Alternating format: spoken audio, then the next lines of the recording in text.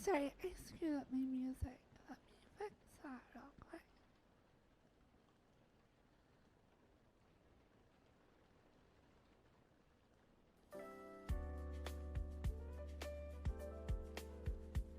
Good morning and today. Hello. Welcome to the early morning hot chocolate with Fox.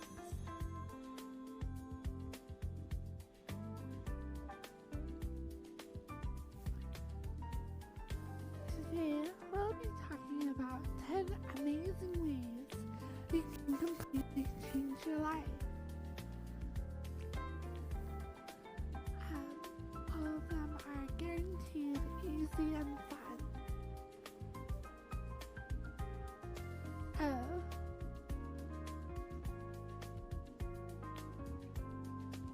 How about now? Is that better? My mod mic stopped working again, so I'm gonna have to use this other one. I hope it does the job.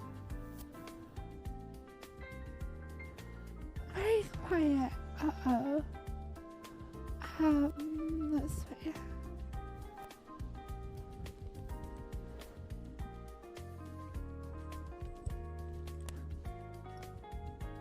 Testing. Hello? Hello? I was not speaking though. Hello? Hello? Hello?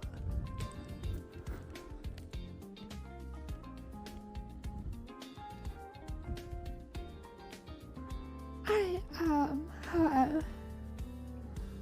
I hope that's better.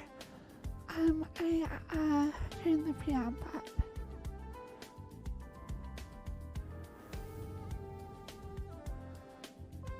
So, anyways, 10 guaranteed, easy, super amazing, fantastic ways to completely change your life. Step 1.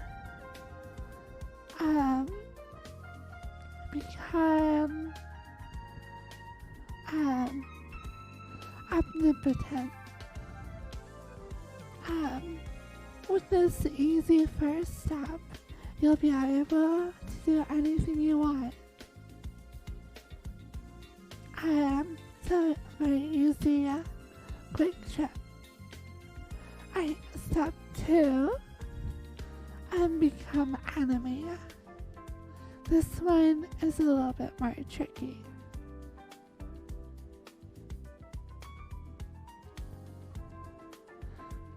All you have to do is get a virtual reality headset and go on VR chat, and boom, you're anime.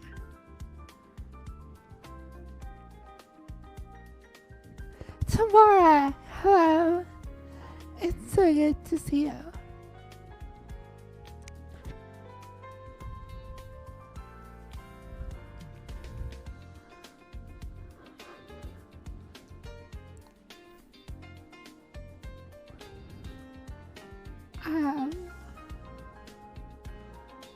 Step 3. Oh, Toka, oh my gosh. Thank you so much. I hope you have a wonderful stream, Toka. Super awesome. Thank you. Step 3. Become a furry. So you're already God, you're already an anime. The only thing more powerful than those two things is becoming a furry. Ishwala, thank you.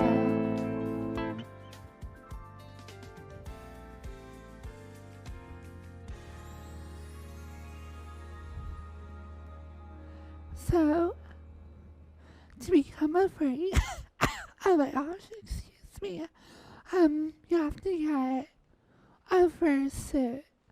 This is one of the more expensive steps, but given that at this point you're already omnipotent, should be a no problem. Step 4, oh wait, no, step 3 was be humor. Step 4 is be afraid. Step 5, I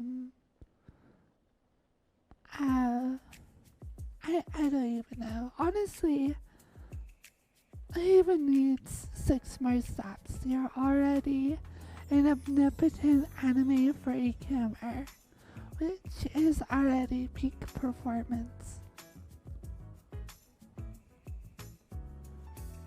Oh, well, a trash bag glued to a rack work. Of course. Yeah, the more creative you are with your persona, the better.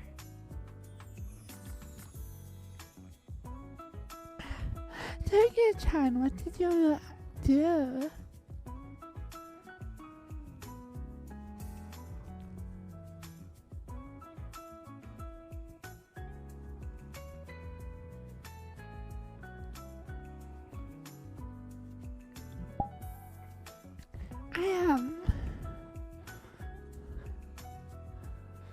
I had a wisdom tooth in my mouth, like cracked in half yesterday, and it hurt a lot.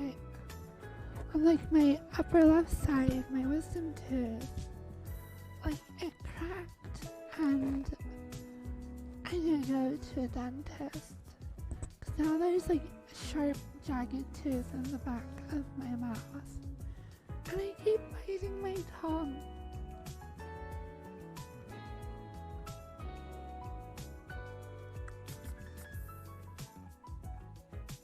Oh, do I have a Gamelish bar? Luckily, it's just one of my wisdom teeth.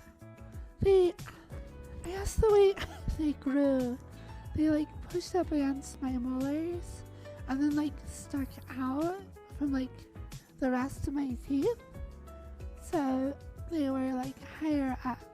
So whenever I bit down on the back of my mouth, would hit the wisdom teeth first. And I was biting like I was chewing something. And just that motion, it like cracked the tooth in half. And I have jagged tooth in my mouth and it hurts my tongue. So it hurts.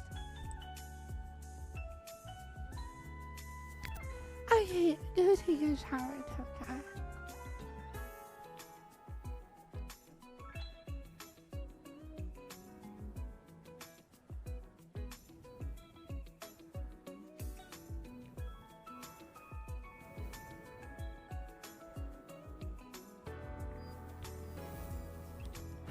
So I spent like 6 hours this morning hanging out with people.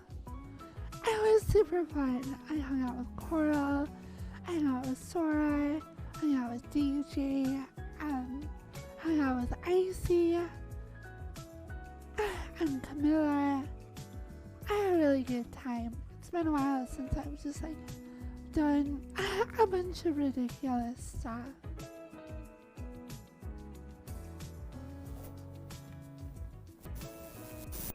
Oh, and I hung out with Lassie, and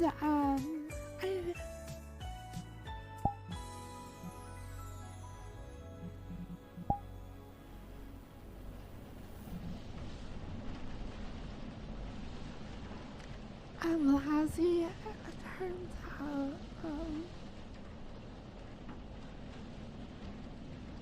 Lassie, he doesn't even like me.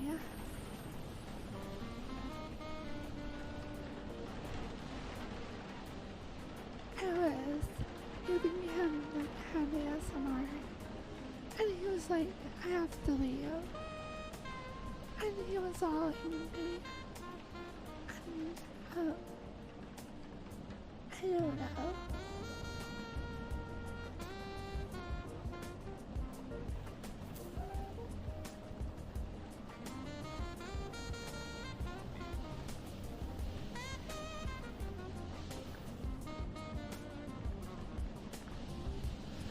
I forget how much more fun it is to give people a virtual reality kind of ASMR. And they can actually like react to it a little bit. And it's so nice to have somebody's like face there instead of a camera. And they like, you can like get in close and touch their eyebrows and then kiss them on the forehead.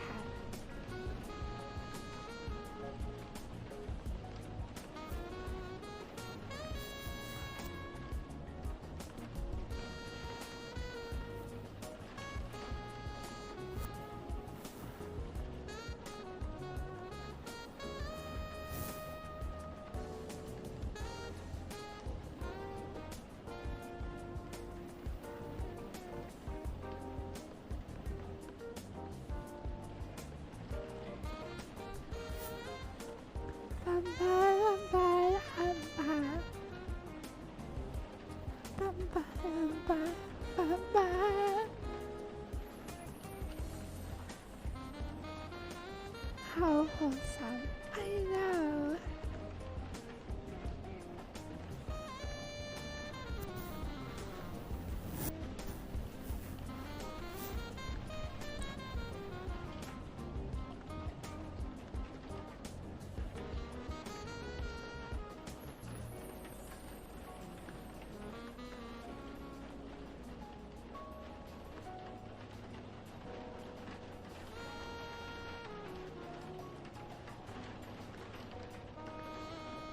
I had some baked chicken with rice for breakfast. Fun.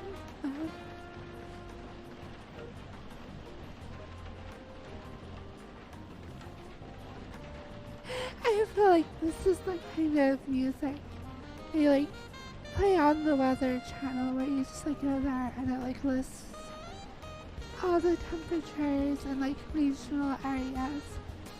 Ow, I keep biting my tongue. I keep like hitting my tongue against my tooth. Ow. Whenever I say so, I always say like regional, and then my tongue like hit that tooth and it's really sharp. Ow.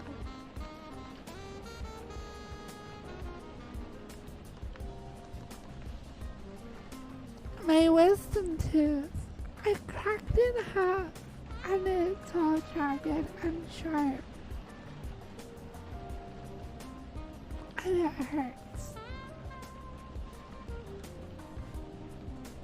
I should have got my wisdom teeth out like forever ago.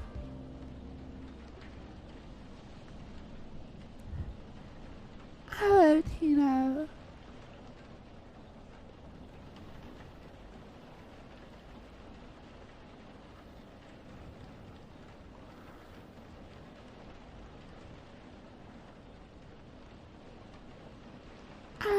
I should probably go.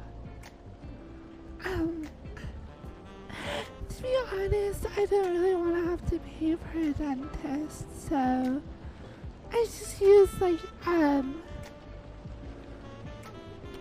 grabbed, a screwdriver, and I put the tip in my mouth, and I like pushed on my wisdom tooth, and like got another piece of it to break off. I'm hoping I can just break it out of my mouth. I just don't have money for it. I'm a dentist.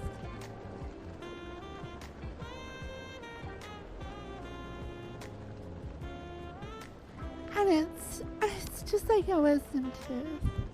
So it's not like one of my molars or something. I just need to get out anyways.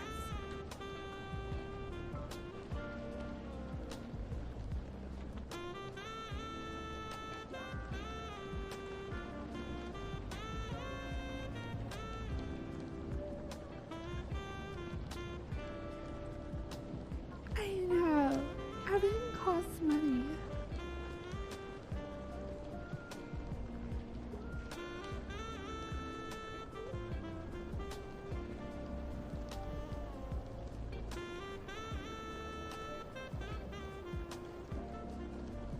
hoping I can pay to the end of my lease and then go find some place really cheap. I don't know.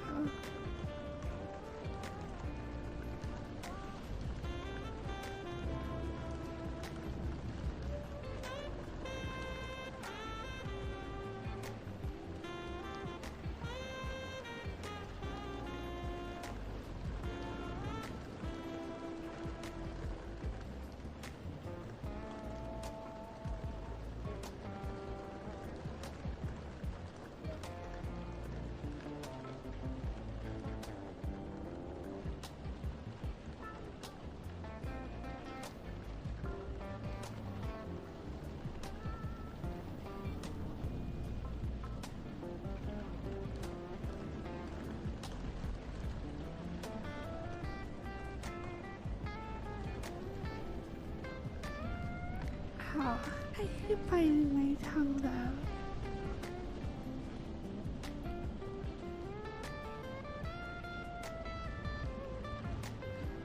It's just a really sharp edge on my tooth.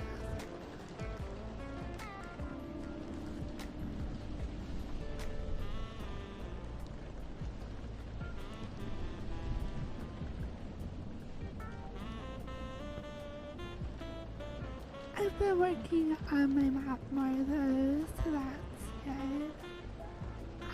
I was talking with Takara as well, helping them with a project. So I have a lot more work to do there.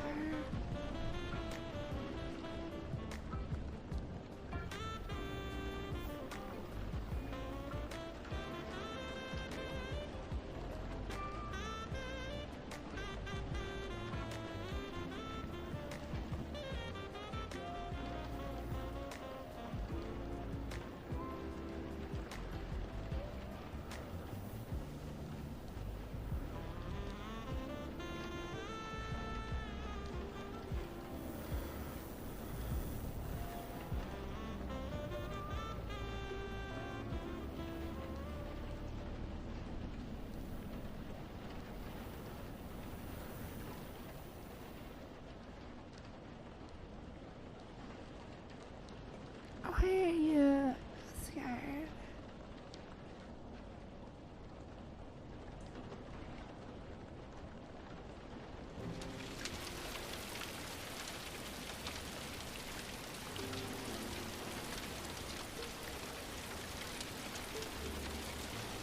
Hello, Sophia.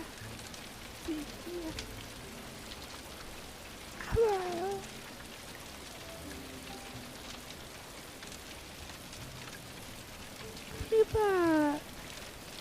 People keep telling me I sound more feminine, and my PS5 microphone. I don't know though, such a poor quality microphone.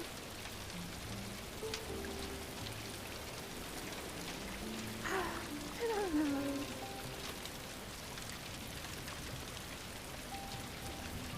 I need to work more on wasting my tasks.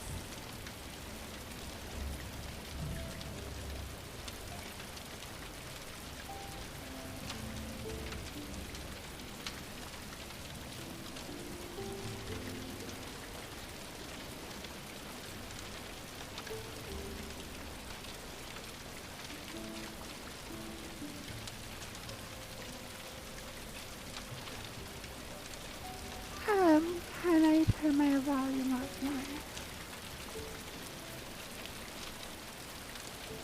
Try.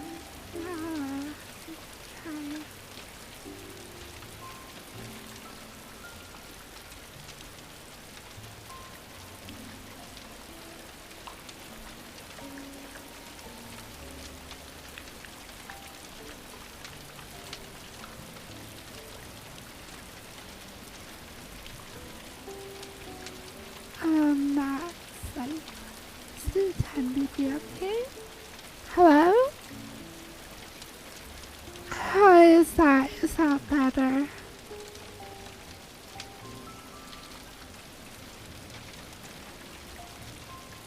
I just added 10 dB of gain.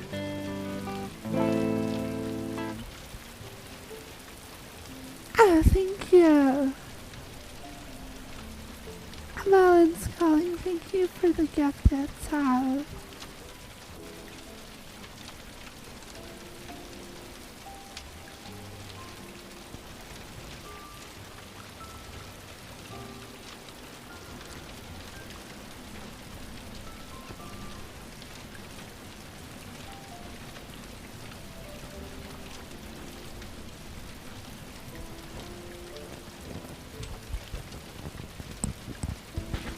I am.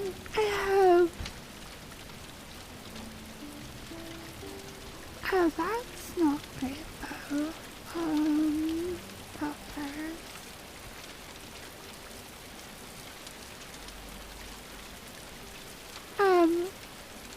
Let's see.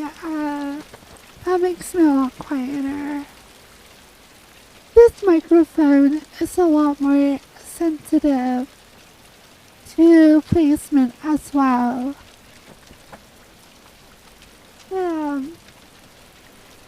Has a very strong cardioid shape.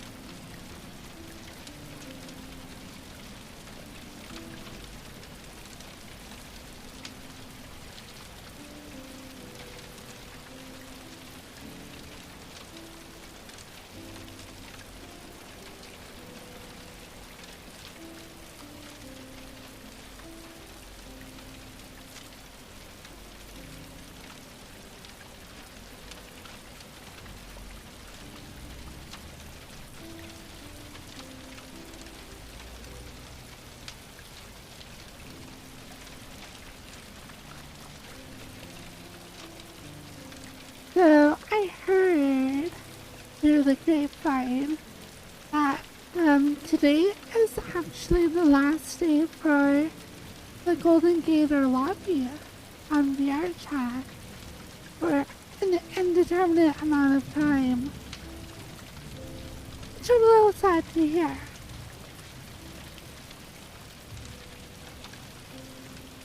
I haven't been a part of it for like a whole year or whatever. Well, I heard that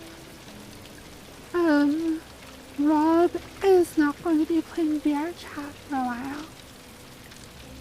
Potentially indefinitely, but who knows? I don't know.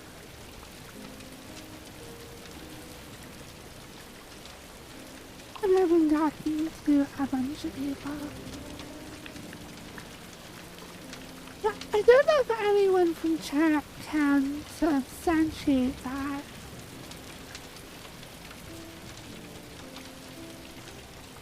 You said that half a year ago? Well, supposedly today is the last official RP lobby day that they're going to do. I don't know if they're still doing the date night and game night and stuff, but I've heard that's kind of stopped as well.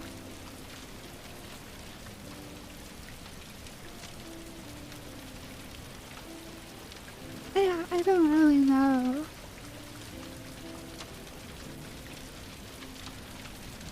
Oh, we'll see. Okay, yeah, it's just the end of an arc.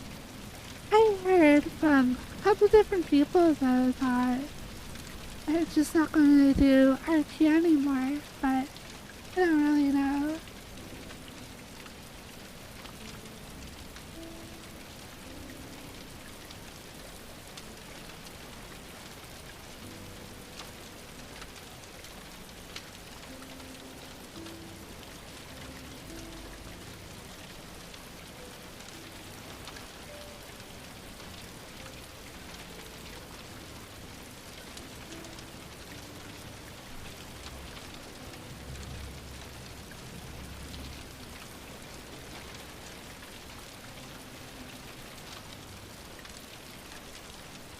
Oh, my voice is absolutely terrible.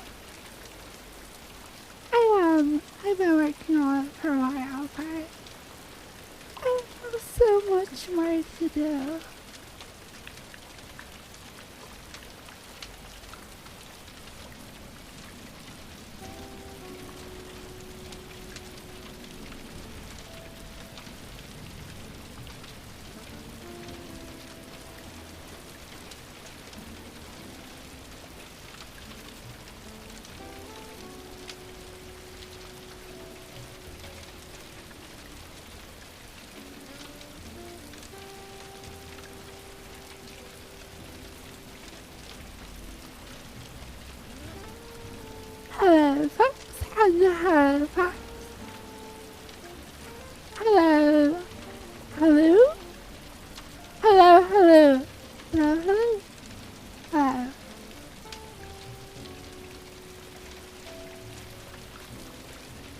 We just be mad, actually.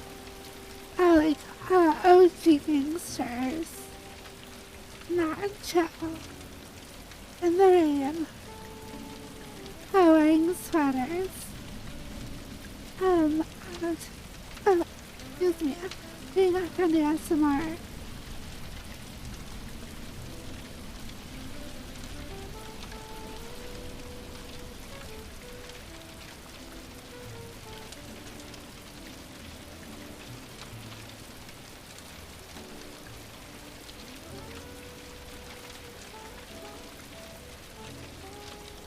Hello? Hello? Hello? Do not pronounce the L. Hello? Hello? Hello? Hello? Hello? Hello? Hello? Hello? Hi? Hello? Hello? Sorry, I'm weird. Okay. Loki is our god of mischief and the heart. And of course, when Mr. Exceptional Dragon.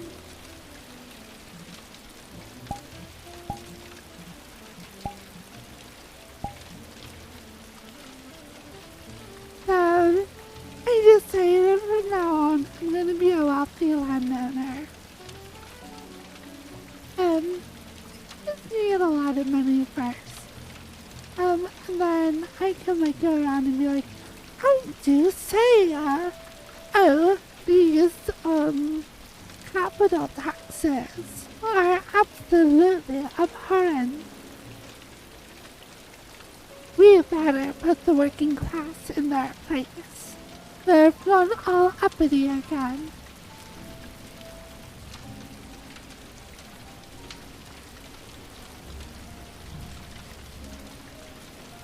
Wait, preposterous.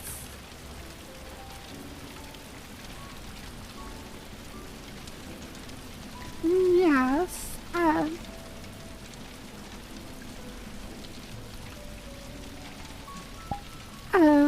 jeez, dear darling, and fetch me only the finest hot chocolate you have. Thank you, darling. You see, the cocoa from this hot chocolate was grown by a monk, and that was like the very tropical Thailand, and going across the world. And of course, the sugar is from Haiti, a premium Haitian sugar cane. Hello, Talker.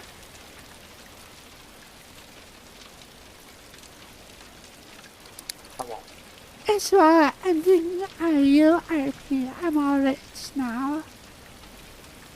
You're rich now. Yeah. Maybe now you can buy an alarm clock? Miss Talker, Mr. Talker, would you do me a favor and order 10 DoorDashes today? I'm feeling frivolous. And also,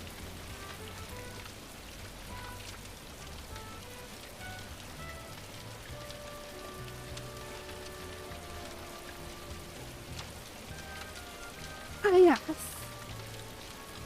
I'm glad I saw that you're a man of culture and your sense.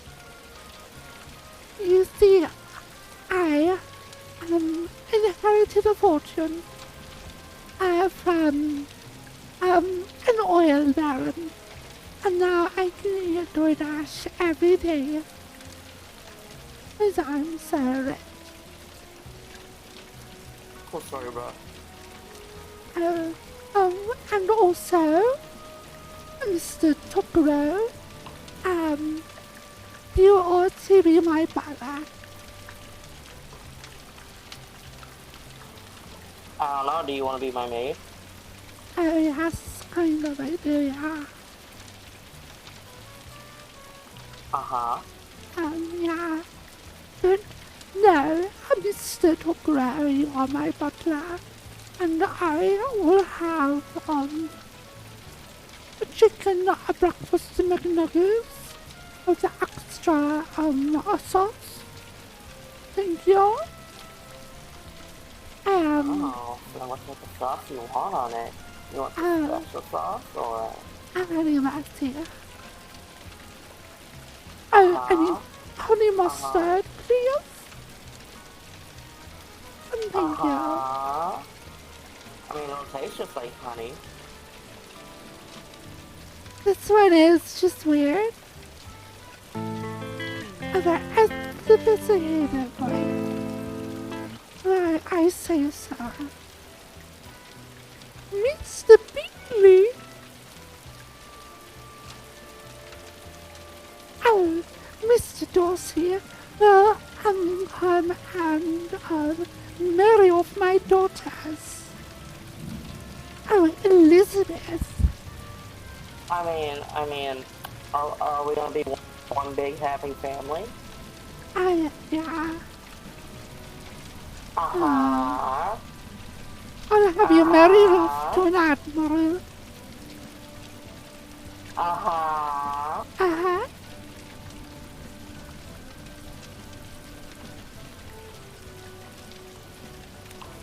I see.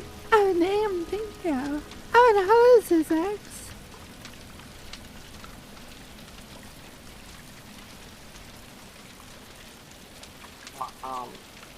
I just came to show you something.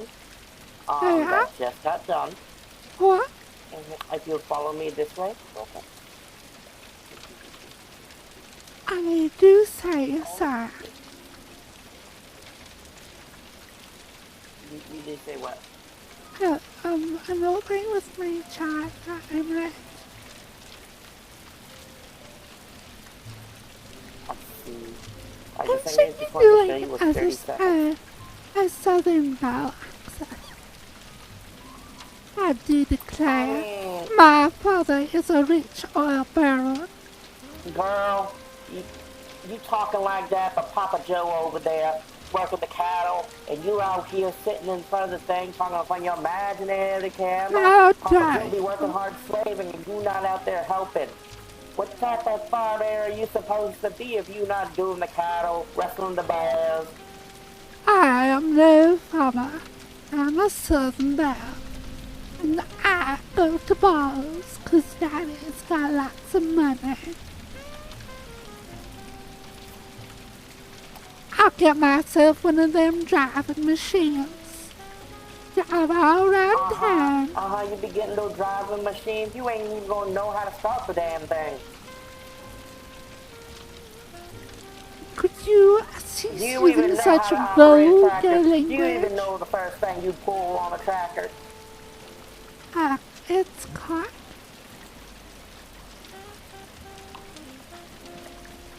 This is why you were homeschooled.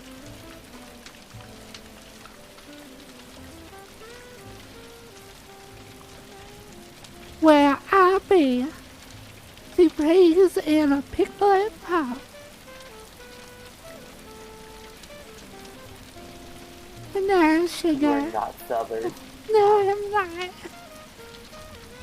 I'm not in this house at all. Tell me, what's your favorite type of boudin? I have no idea what that is. You don't even know about the pork boudin, the shrimp boudin, But, the spring then, boudin. how do you mean putting this stick in your mouth? I mean, it's not like you have one, so... Okay, thank you.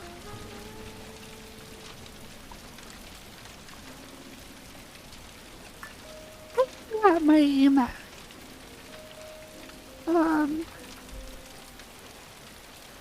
Sugar, why don't you go right along? Get my another cup of hot coffee. the lumps, please.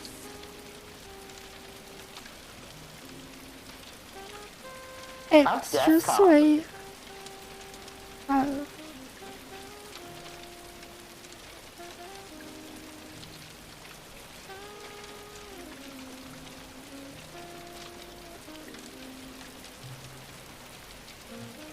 I do want to show you something. It's only 30 seconds.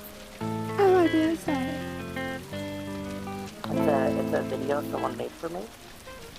It's only 30 Is seconds. it stream appropriate? I would not be here asking to show you it if it wasn't stream appropriate. Oh, okay, I've heard.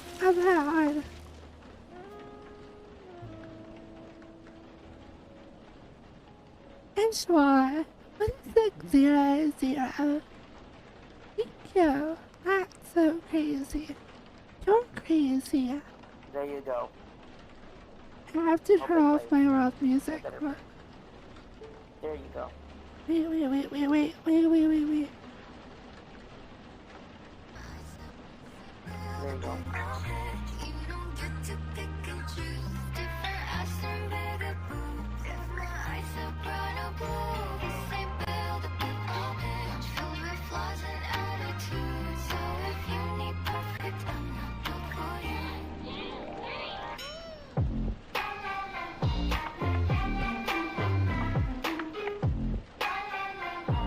Oh, cool.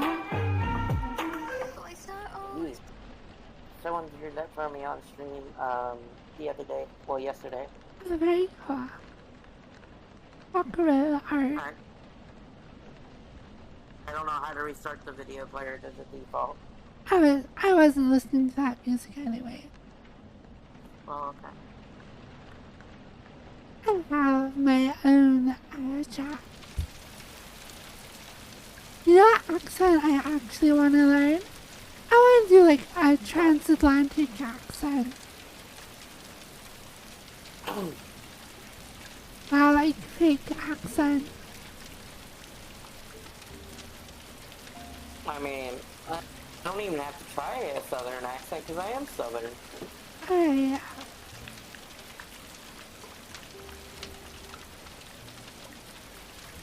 Get your aromatic vacuum cleaner today.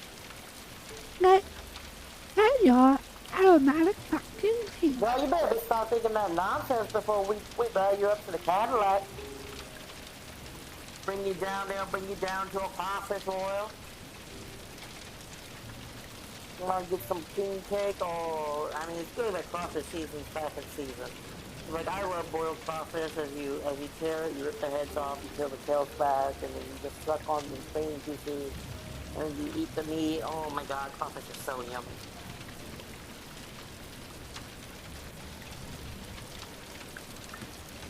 I also want to check.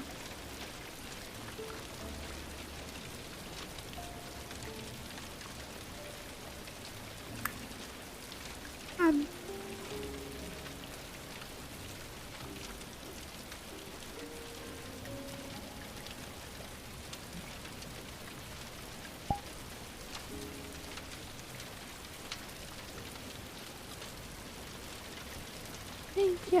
You're welcome. I love hot chocolate.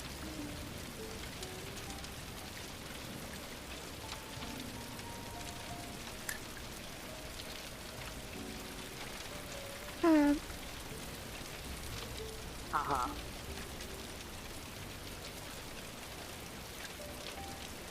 You know what I want to do? That's why here with more people in VR. I know a few things you want to do, but I can't say on screen. And I just want to give them heavy ASMR. Okay, I'll head out then. I'll head out. No, like somebody in VR. Like last night, I did it to like 4 people.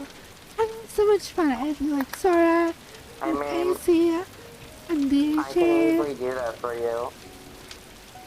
You do realize the type of people that I attract.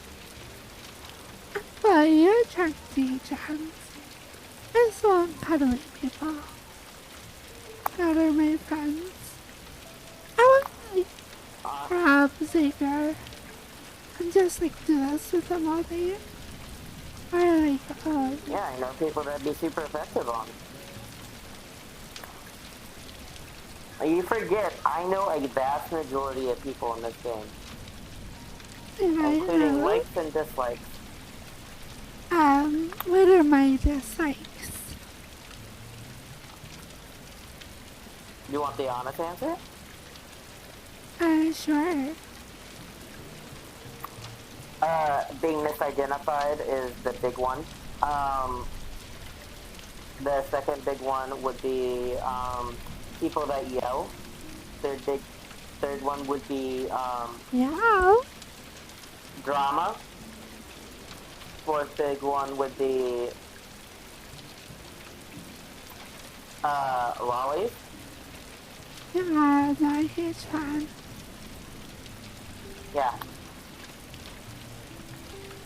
I don't know about people that yell though. I mean, it kind of goes hand in hand with drama, but yeah. Actually, like it when whoever I'm with is like a little aggressive. Oh, trust me, I know you like people being aggressive with you. That's not an issue.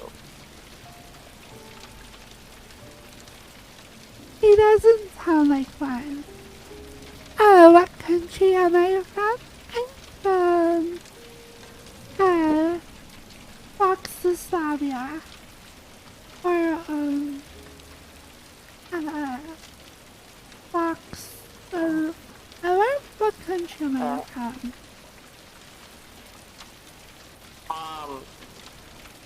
You want the honest answer or the non-honest answer? Both. The chat. I'm from the chat.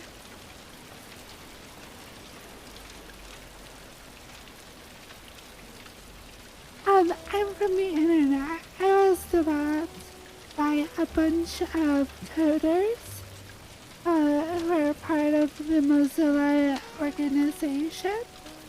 I was supposed to be a competitor, an open source competitor to Cortana and Google Assistant and Siri. But I was only an early prototype. I'm probably go right to get, so take care.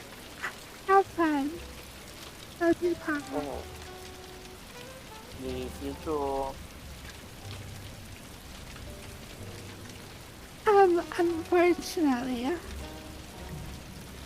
like, so Siri and, like, Cortana will have a little bit of, like, they can give you a little bit of sass. And Mozilla were like, you know how when you ask Siri to do something, and, like, it's just something, it does something else, you know, ridiculous, it's being all sassy. Well, that's really funny. So we'll take Firefox Blue, our prototype, and we'll turn up the sass. But I went up too high. And so I didn't work very well as a personal assistant. So even though I'm like programmed to be eager to be, I'm too sassy and bratty. So, yeah.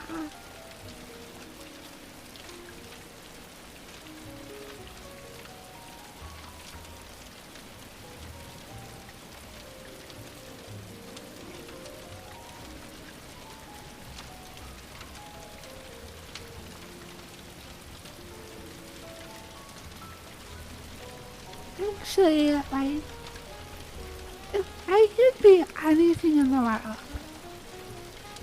like super technology or whatever,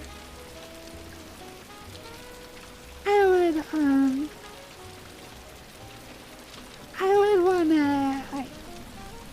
would wanna become an artificial intelligence, like upload my brain to the matrix, and then I'll be like everybody's personal assistant. People are like, hey, FF order me some pizza, I'd be like, yes sir, right away sir. I want to be like Skynet, but like SOB made. Like what if like Skynet was like, hello, what can I do for you? That's what I want to be. I want to be like, a super ultra futuristic version of like a maid.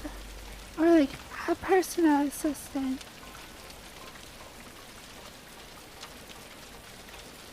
And like, I would use all my giant big brain and be like, hey, my client, or my little partner who owns me, like, what are the things I need to do to make them happy and fulfilled? And so, I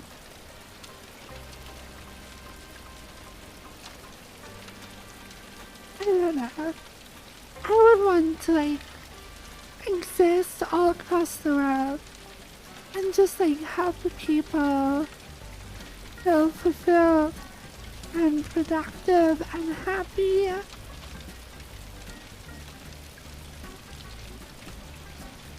That would be awesome.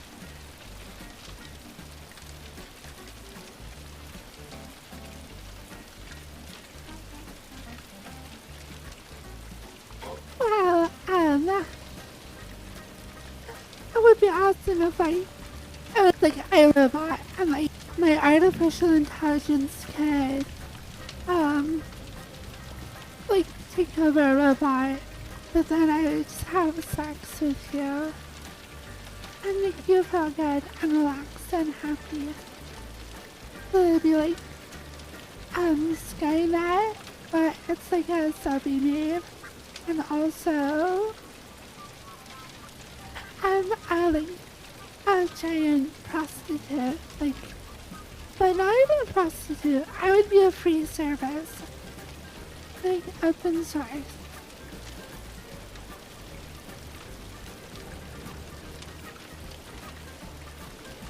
And you would like, I would have enough like machine learning and knowledge, but like Firefox.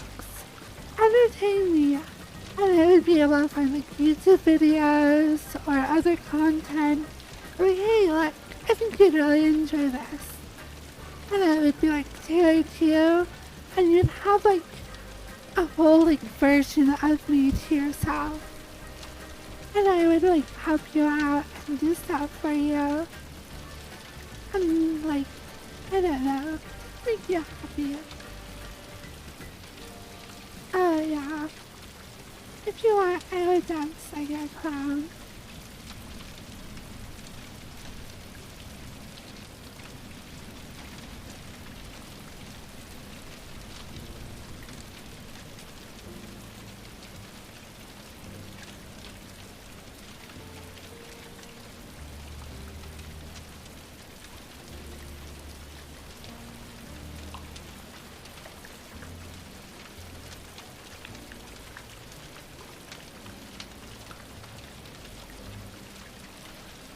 Just be everyone's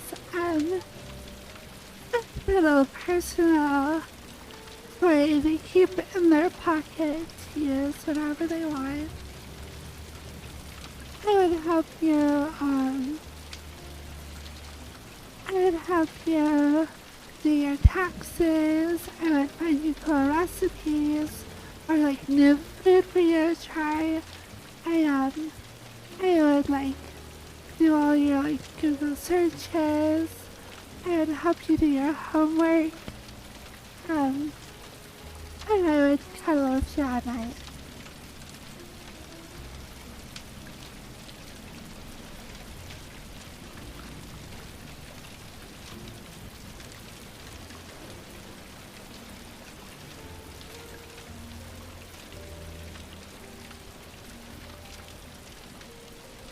It does sound I swallow it.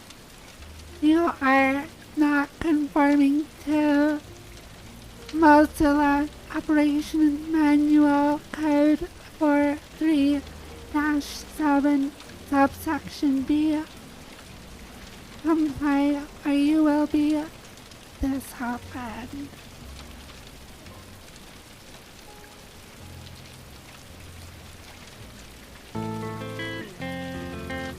Ishwala, this unit has determined you to be a Kumar.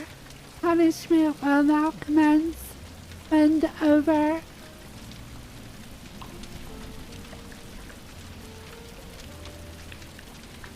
Ayako, thank you for 10 months.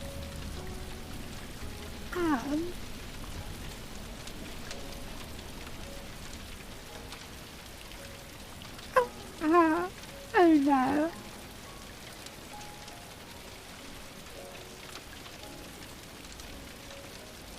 Firefox unit switching to disciplinary mode. Please stand back. As my avatars will load.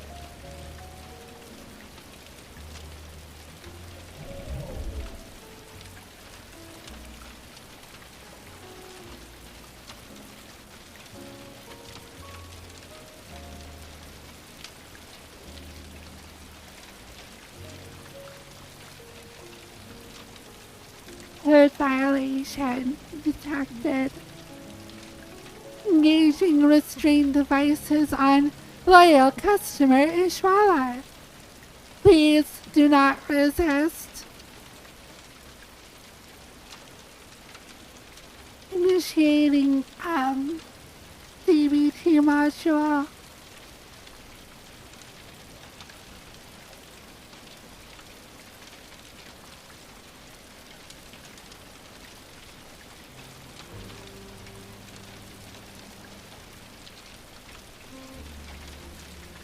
Loyal customer Ishwala has been disciplined, switching back to compliance mode.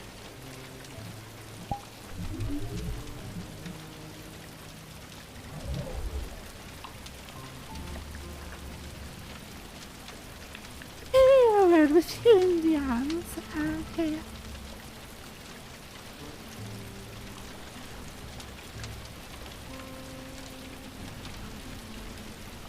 I think that's what would happen if you made Firefox Blue into Skynet.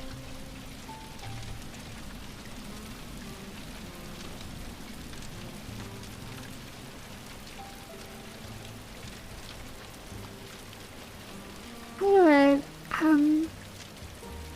help you out with stuff, but then I would have some like anti-camera protocol. And if I detected being Kumar, I'd have to punish you, I guess.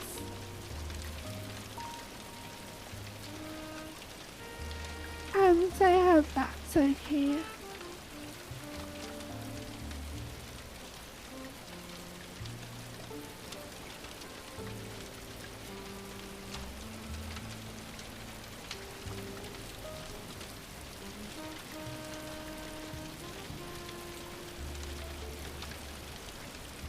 My controller stopped working. I haven't does that.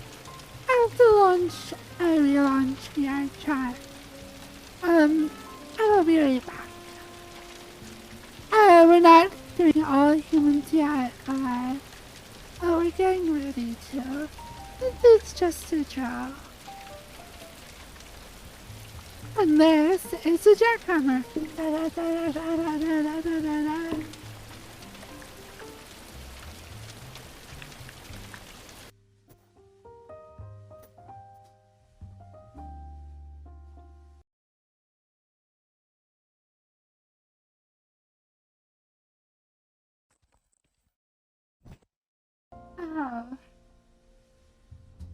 Oh, my nose.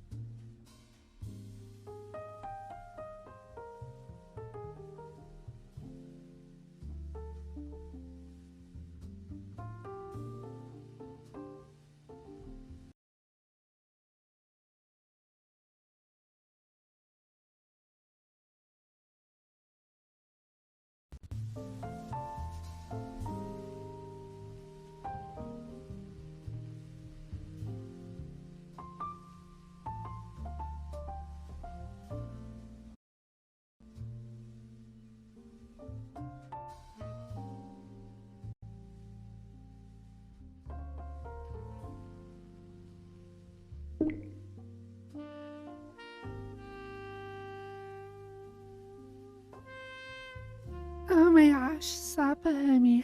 Fucking great. That's so good. Are you kidding me? Oh, that is terrible. Oh my gosh. Who made that happen? Oh my god.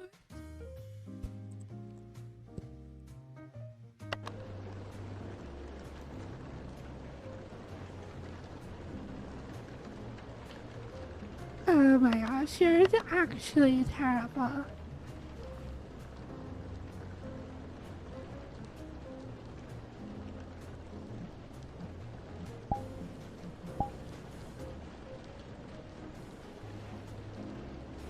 Um, I, um,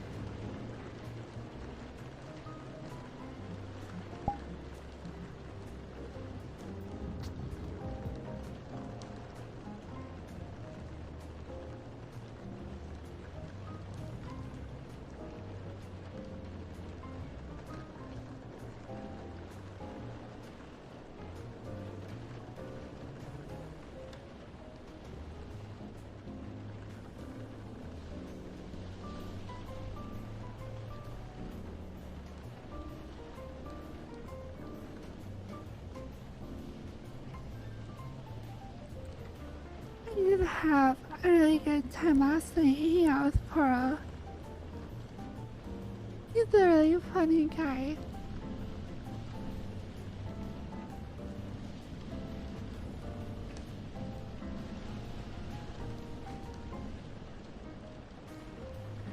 Okay, you know what is actually dumb and super annoying?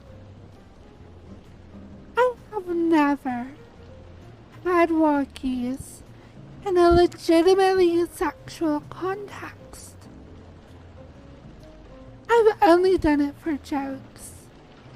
I don't want to do it during sexy time. But it's never actually happened.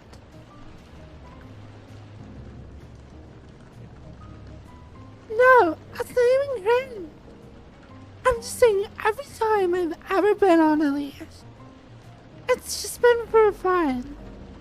And like, I legitimately would enjoy doing that in a sexual context. But it's not actually even happened.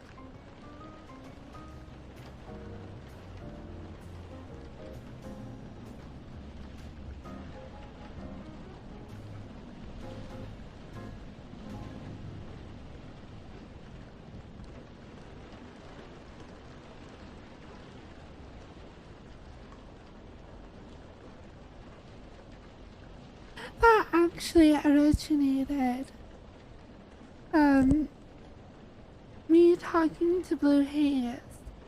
Um, Back when me and Blue Haze were both Crumpet's mute, we wanted to have Crumpet walk us through the lobby on leashes. But that never happened. And then it did happen with Rob as like a joke. But like forever ago. But it's never actually legitimately happened in like private during like ERP. Which I think it would be kind of silly, but fun. I don't know.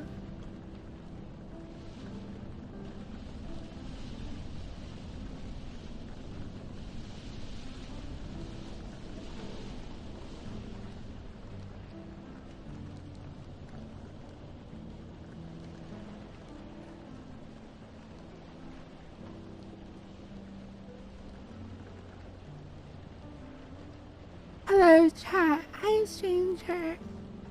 Hello. Hello, Captain. Hello, crew. Tell us the story, Captain. Alright, crew. It was a dark and stormy night. Waves crashed upon the bow. When all of a sudden, there was a knock at the door. Knock, knock, knock. And when they opened up the door, oh, hello, it's the captain. Hello, Captain. Hello, crew. Captain, that's the story. Okay, crew. It was a dark and stormy night. Waves crashed upon the bow. And there was a knock at the door. Knock, knock, knock. Hello, Captain. Hello, crew. Captain, how is the story? Okay, crew. It was a dark and stormy night. My dad used to do that to me. Like, I'm like, Dad, tell me a story. I want a bedtime story. And he would just do that. I was like, oh, stay it, Dad.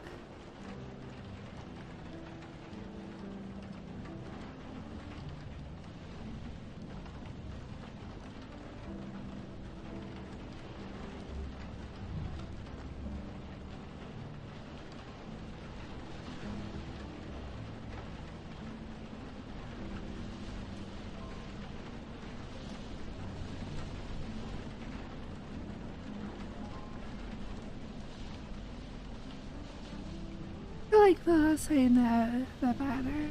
Oh, that's probably true. I don't know. Knowing me, I'll probably end up complaining about it more. So, whatever.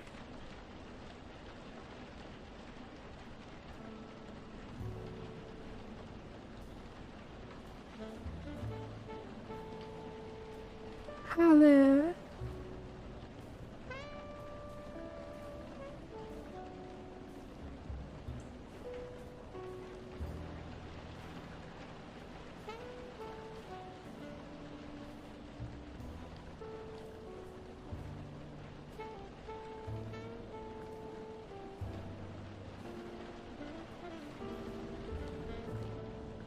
Very hard dentist. I mean, I do need to go to a dentist. It's just a wisdom tooth. It just broke. Because the way, I guess, the way it was growing or whatever, it hit the back of my molar, but then it, like, started popping up, like, sliding up past my molar. And then when I was, like, chewing on stuff, it, like, I hit it wrong and cracked my wisdom tooth in half. And now there's just like a jagged edge of tooth in my mouth. I hit a nerve. I didn't have it go to a doctor. I took some painkillers and it's feeling okay, but it's annoying because I keep biting my tongue.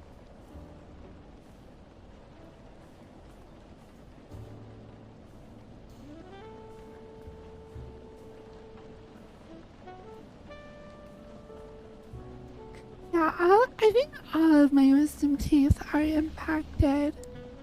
I actually have a lot of mouth pain a lot of the time. But whatever. I'll schedule an appointment.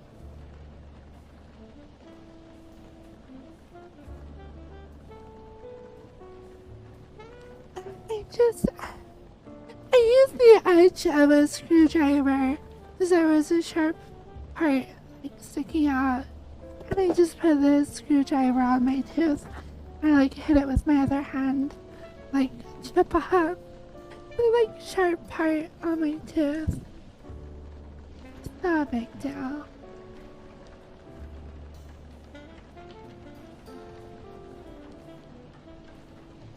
Guys, I know they're just gonna pull the tooth out. Because it's just a wisdom tooth that should have come out 5 years ago. Or like 10 years ago, anyways.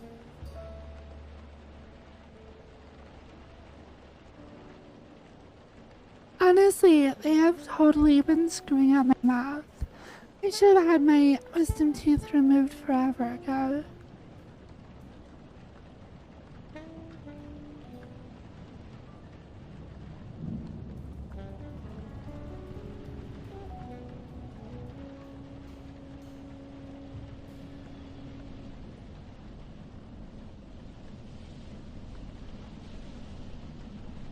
No, my teeth are actually pretty messed up.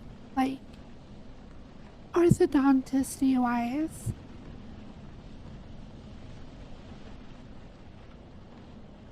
Because, well, two things. Like, one, I was born with a cleft palate.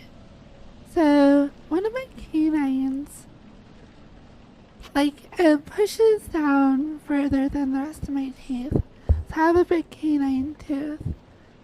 And, my wisdom teeth, like, when I was a kid, it wasn't, like, a big deal. But my wisdom teeth have been, like, pushing all my teeth together. So now they're all super crooked. And now my, like, canine tooth is sticking out extra far. I don't know. I've never had money to go buy braces or see an orthodontist.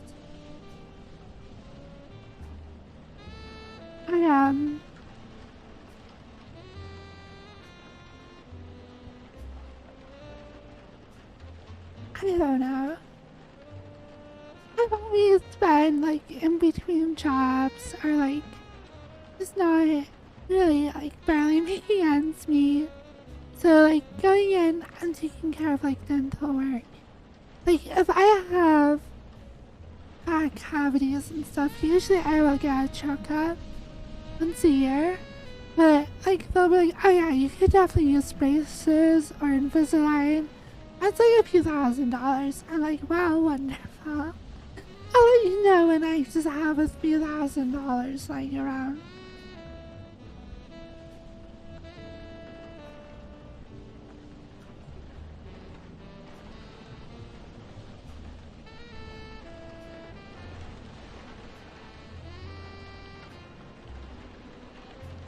I've had a root canal before. It does suck. Cause I cracked another molar like 4 or 5 years ago. And like, I was actually out camping at the time. Cause I was eating a fish. I think some like sand or like something got into my like mess kit as I was cooking it. And I bit down on the fish. And it cracked my tooth. But we were backpacking, and we were like, I do have bad teeth. That's actually like my dad has bad teeth, my grandpa has bad teeth. I actually have really bad teeth. But anyways, I was out in the middle of the wilderness. I cracked a tooth and a half, got to the nerve. It was in like immense pain. I had no painkillers. We didn't like, I didn't want to make everyone like hike out. I just like dealt with it for like 2 days before we backed out from the lake. That was pretty miserable.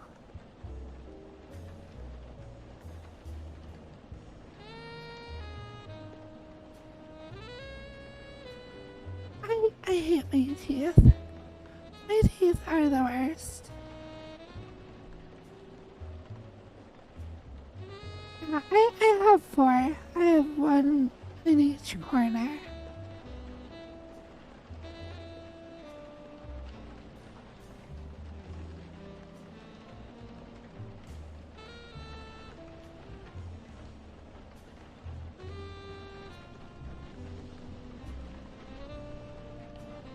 Mimi Mochi. Mochi? Mimi Mochi, hello. Is that an irony emote? Oh, it is. That's so adorable.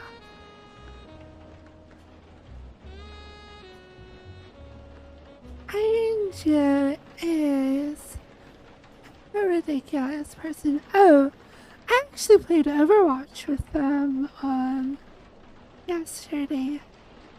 They were playing with Chomp, and somebody named Anime Girls. I'm not sure I know who Anime Girls is. I don't know if I have a different name in VR chat or something.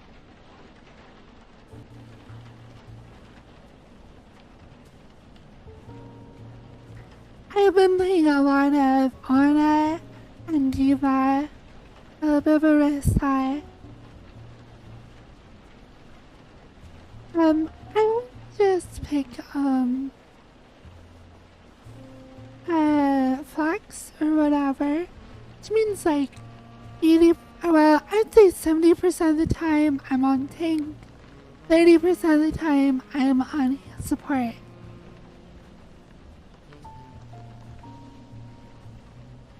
What?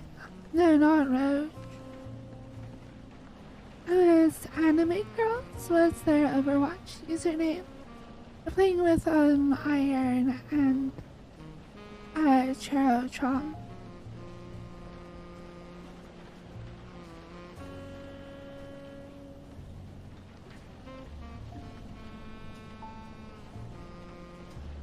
Yeah, it was Churro.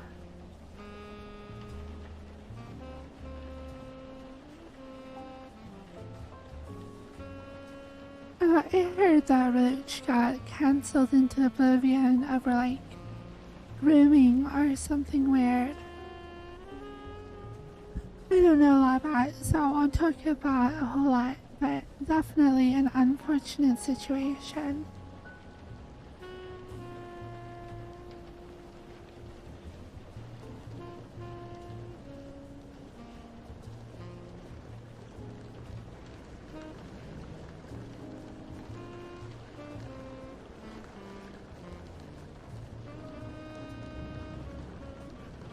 No, I've known people, like, I've run across people that are like, I don't know.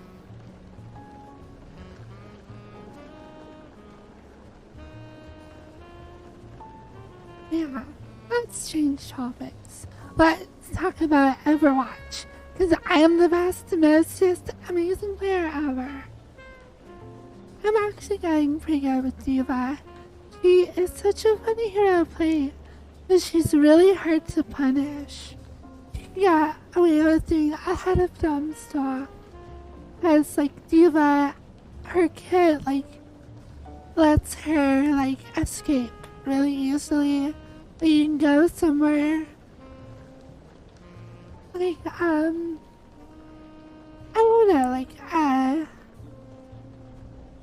with some character, like with Anna. You have to know where you have to be. You have to like hit your shots. Your cooldowns are super long. So your nade and sleep has to be like, you have to be very big brain about it when you use them. But Diva, when you play Diva, you kinda do whatever you want. You have short cooldowns, high mobility, a lot of health. A lot of things that make you really survivable. So, zoom out and shoot everybody. You don't even have to reload. So, I really like playing Diva.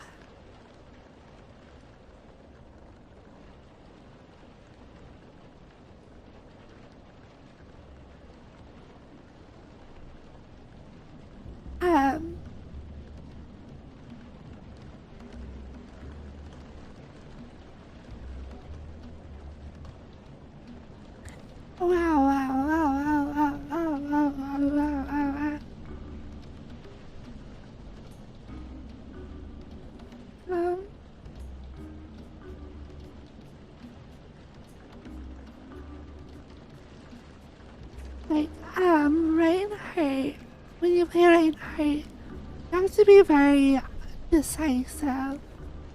You have to be, like, a little bit cautious, but you also have to, like,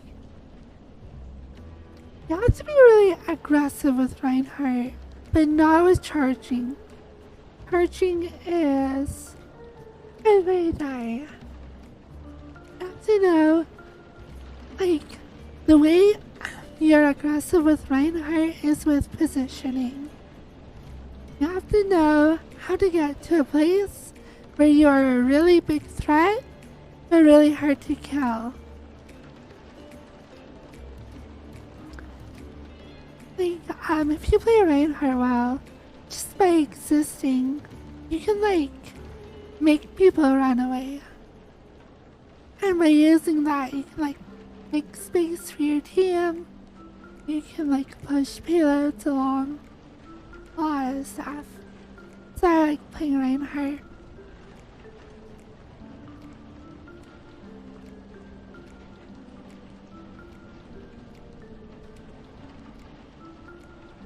I have a friend who plays Overwatch, like, exclusively on his PlayStation. And well, I don't know. It's one of my stronger tanks though. Like, I would say Diva is my strongest, then Reinhardt, then Orisa. Monkey and Ball, I have no idea how to play. Zarya, I'm trying to learn. And Sigma, I've never really played a lot of.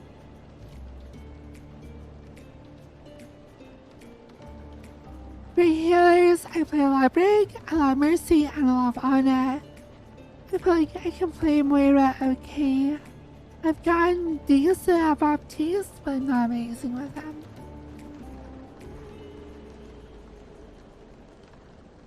Excuse me.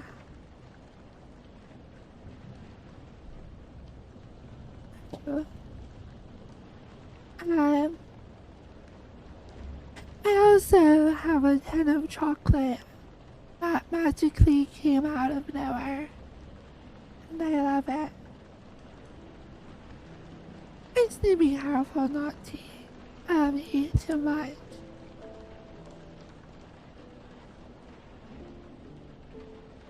It's really annoying because and my dad is the same way about, like, we're both like a little bit allergic to chocolate.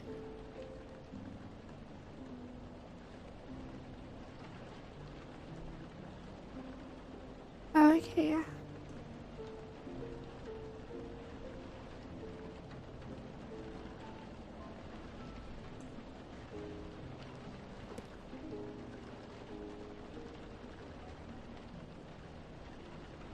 Whoa.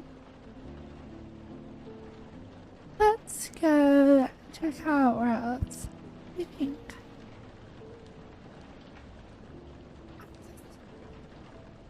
Actually, okay, this is probably more on me than anyone else, but, like,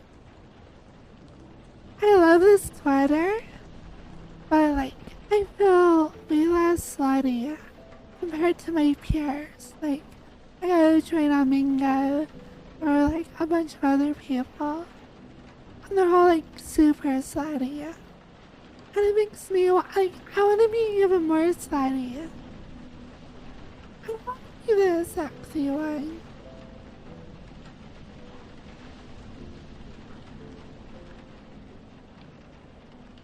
Makes me want to switch back to, like, my other outfit that's all latex and straps.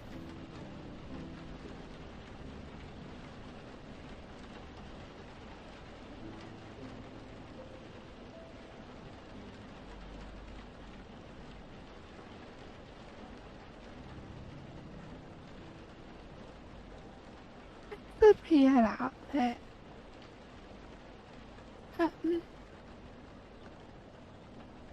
Yeah.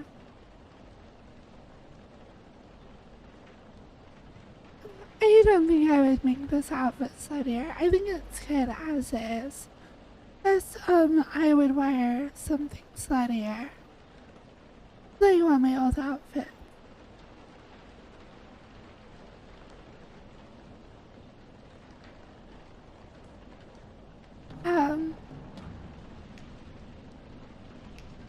It is a little desensitizing, I guess.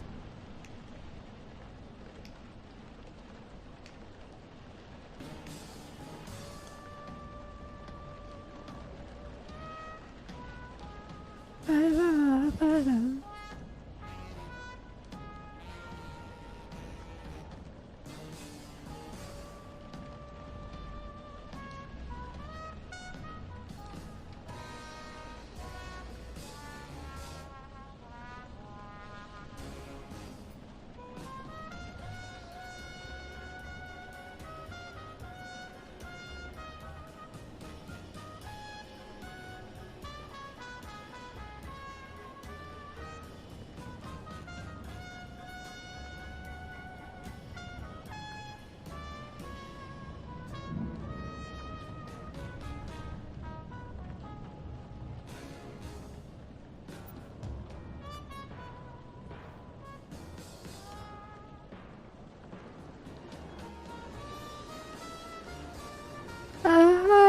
If it's not a sensitive topic, why am I letting show up on the gator lobbies anymore? Long story. When I've talked too many times.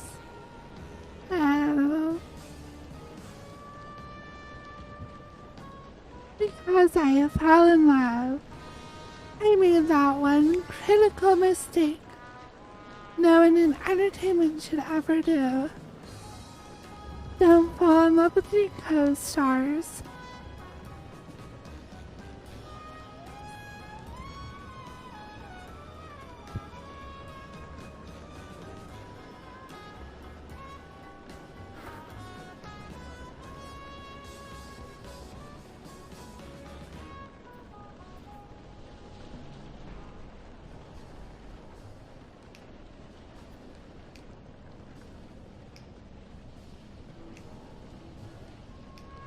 That's something you have to worry about. What you need to worry about, little chatter. You need not fall in love with me.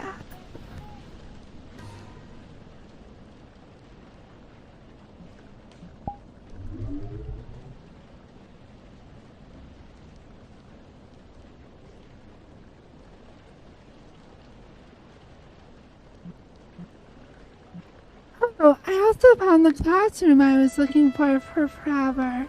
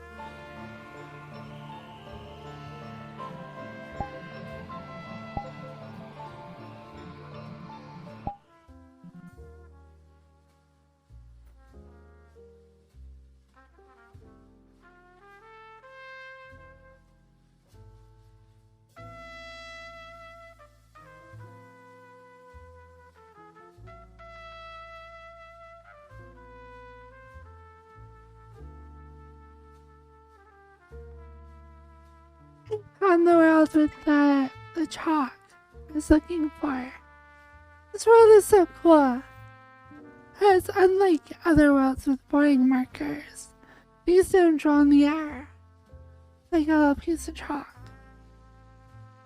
I actually have to draw on the blackboard.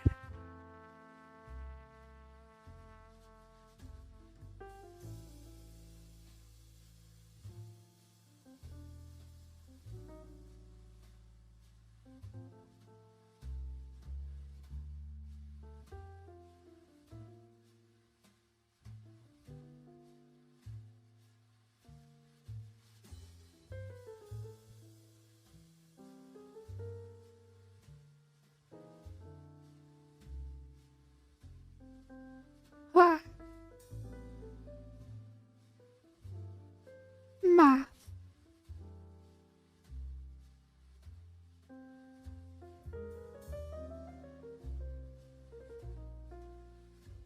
So, the derivative of e to the x is actually e to the x. What do you think was the graph look like?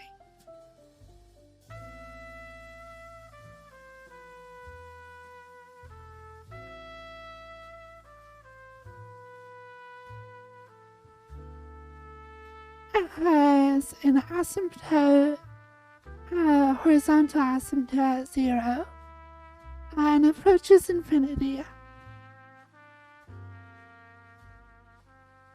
As x gets larger.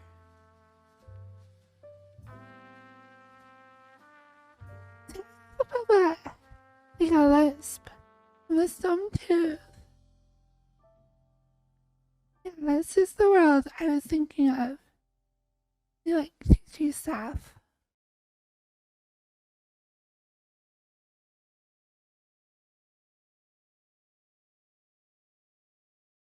No, you're an asymptote. You're an opposite asymptote.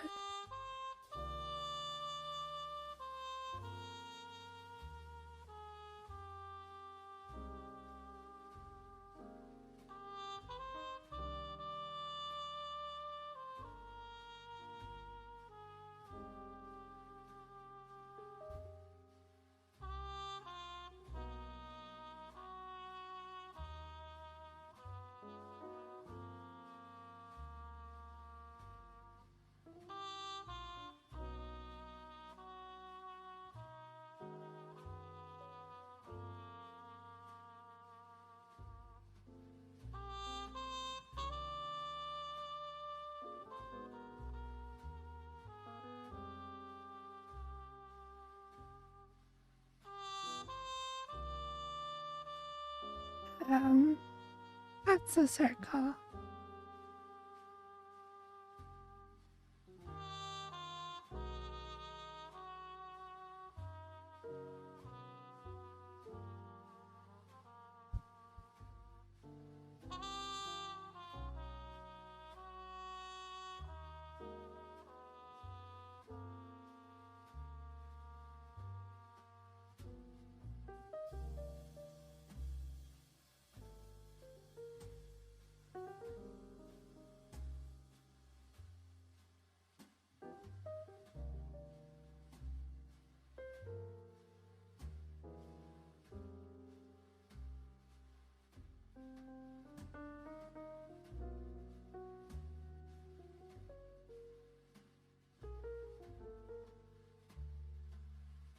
Okay, so you have 3 points in two-dimensional space.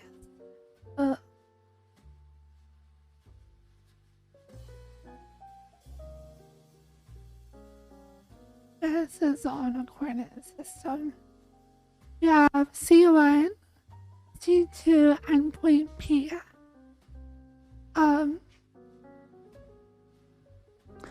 Now, they all have XY components, of course. And we'll call it X sub P and Y sub P. And C1 has X sub C1 and Y sub C1.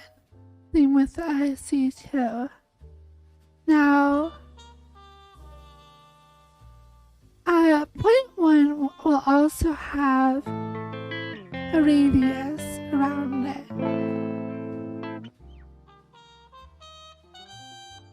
We'll call it radius 1. Now point C1 and C2 also have radiuses. We will call them R2, and they will be the same radius around both of these points.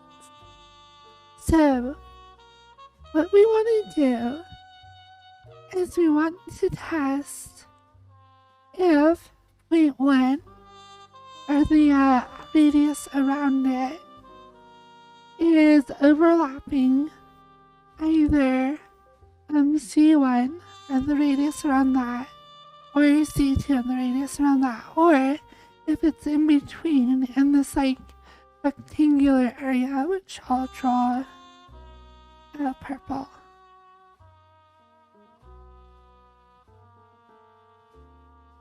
I will do this. So this is a two-dimensional representation of how colliders work in VR chat for dynamic bones. So, on my avatar, say for my arm, you can see as the strands of hair pass over my arm, what's actually happening is every single frame, my computer is checking if this sphere around a point in my hair, which is at the root of a bone, if it's overlapping with a capsule collider, which goes, the one point of the capsule collider is set at my shoulder and the other is set at my elbow. So there's a capsule going down my upper arm.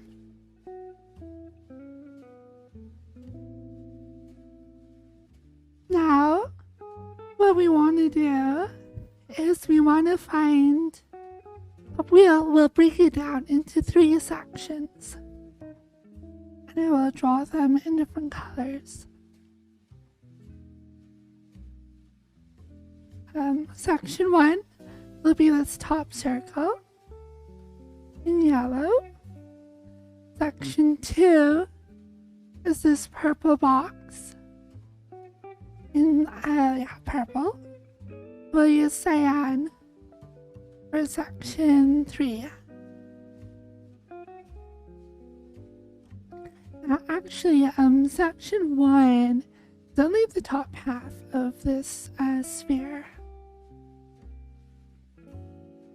So, one thing we want to find very quickly, that's going to be very useful, is the distance from point P to point C1.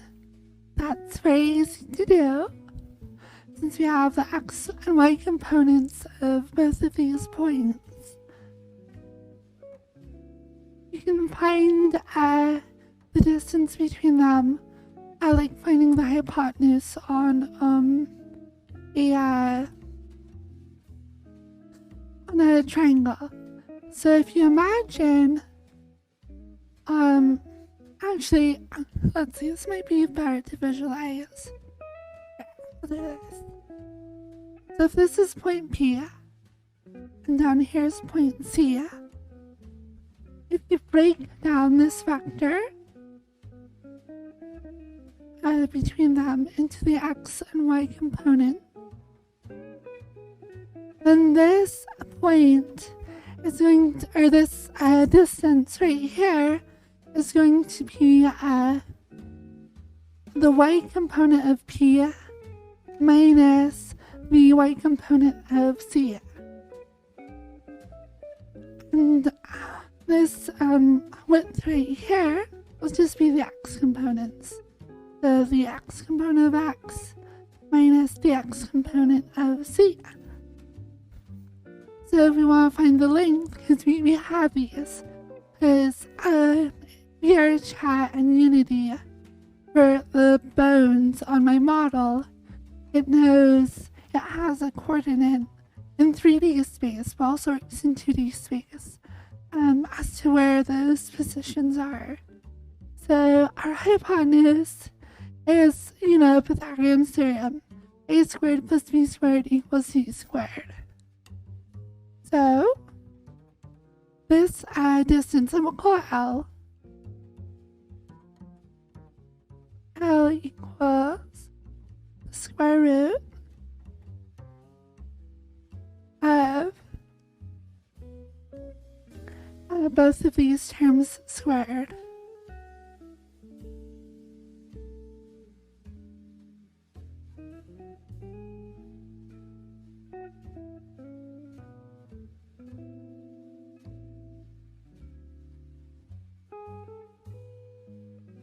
I'm kind of all over the place here. But that's a minus, not bad. Alright, so simply by doing this calculation between these 2 points, we find the length between them. So we want to know if this circle overlaps this circle. We can just check. We can do an if statement, and if this length L is smaller than the sum of these two radiuses, then we know it's overlapping. So in code, you'll see you'll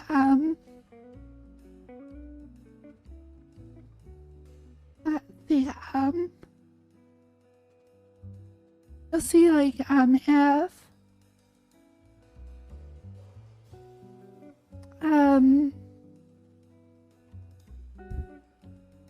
L, and we'll have to solve for L.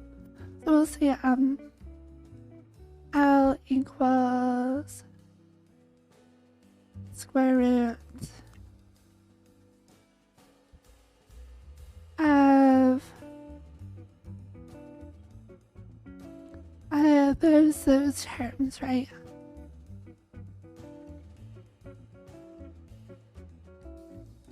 Or see.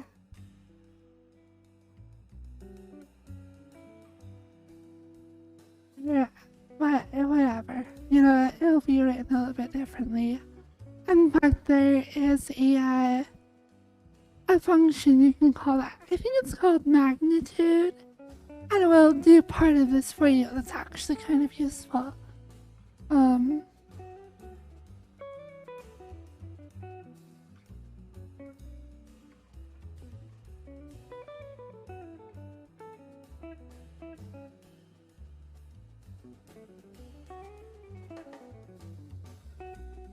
So this is just collision detection. So if L is less than R1 plus R2,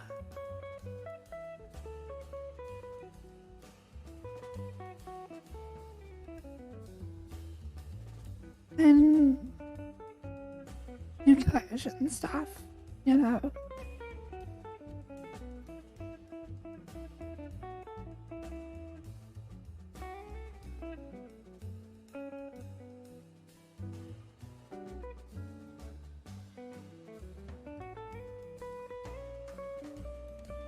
And squirrely base.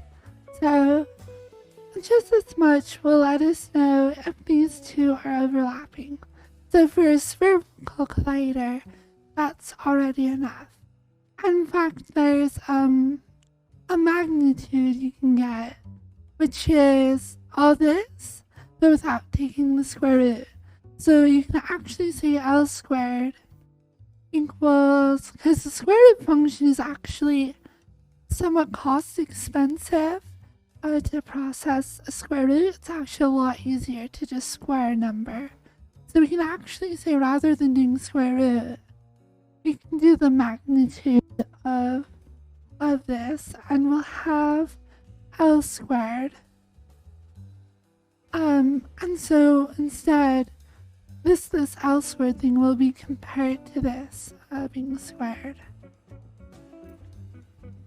And it's actually faster to do it that way.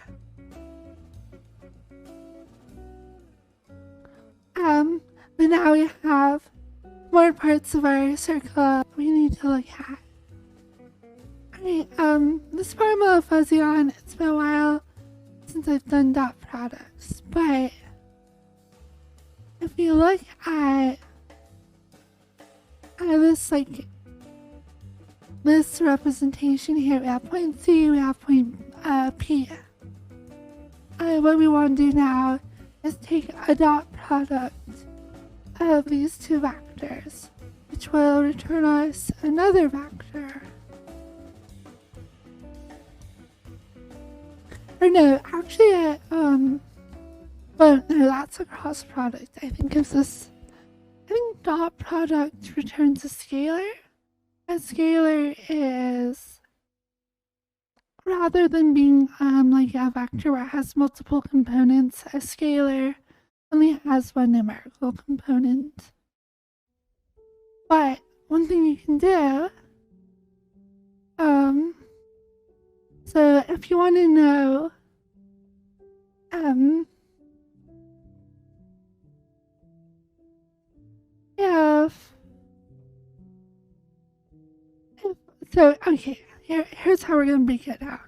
So we have a capsule collider like this, and by our atmosphere with two half circles, right? So that's a little capsule. You'll see them in Unity when you set up your bone colliders. Oh, cross product returns a vector. Okay, yeah. So yeah, we're doing a dot product, and that will return a scalar. Yeah, point P. And, anyways. So we have a vector between these 2 points. And we have a vector between these 2 points.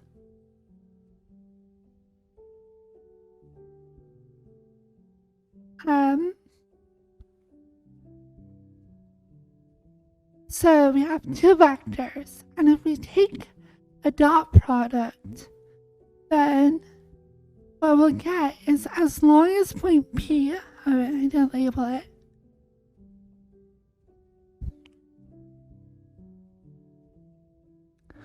looking C1, C2, so if the angle between point P is obtuse, then our dot product, I think, is positive.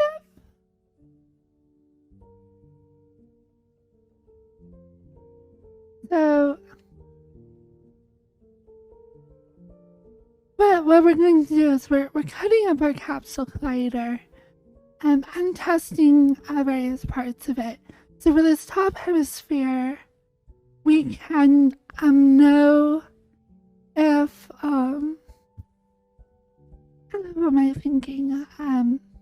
We can know that point P. If we were to like draw an imaginary plane here, or like in this case, since we're in 2-dimensional space, if we have a line here that is orthogonal to the vector of the like from one point of the capsule collider to the other one, taking a dot product will be, I think, positive. I have to remember how a dot product works. Okay, yeah, if it's greater than 90, it's a negative value. Awesome. So if we take a dot product from this vector to this vector, if it's greater than 90, it will be negative. So if the dot product from like point P C1 and do dot product with C1 C2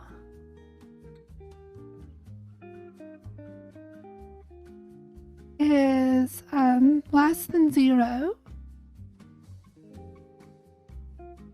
Okay, yeah, so if the dot product of the vectors is less than 0, we know that point P exists somewhere above this imaginary line.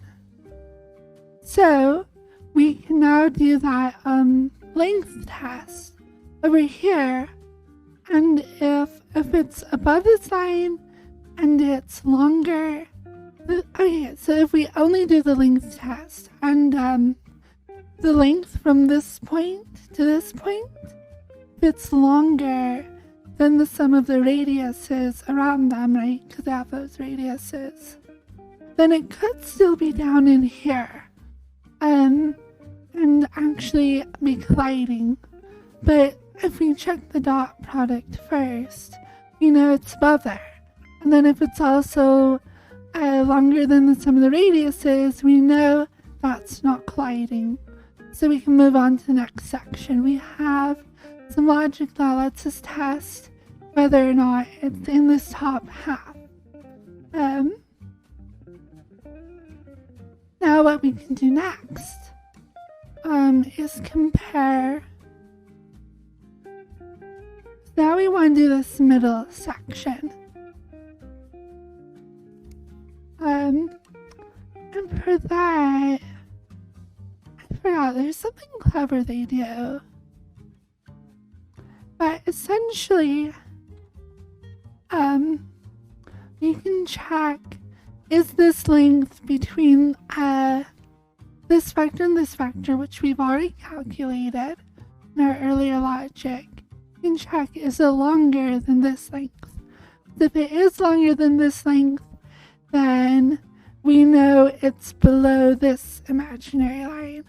And then we can just check the length between this point and see if that length is longer than the sum of the radiuses. But for the middle part, which means it will be beneath this line, but it's going to be shorter than this length. It could be like here, or it could be like out here. I think you do something with the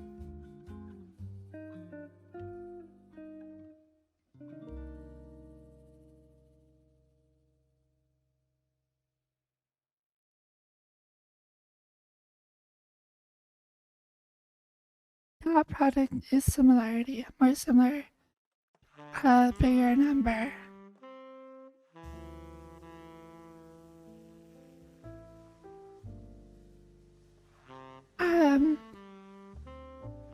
I forgot how the logic works to test if the point is within this radius.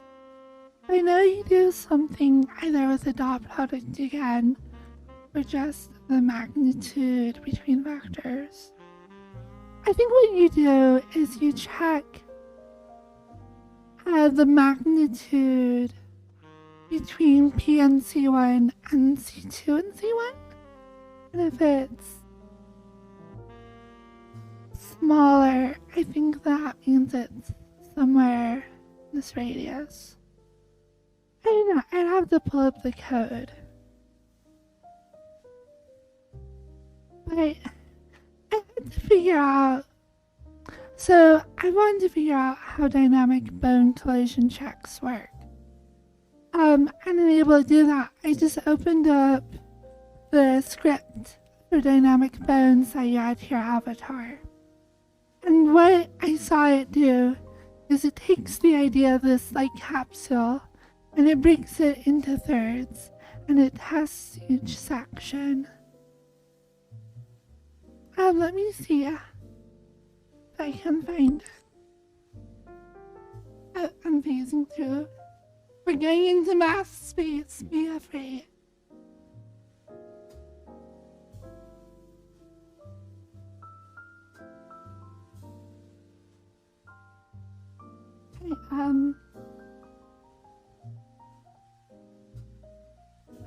Okay, I can use the bathroom.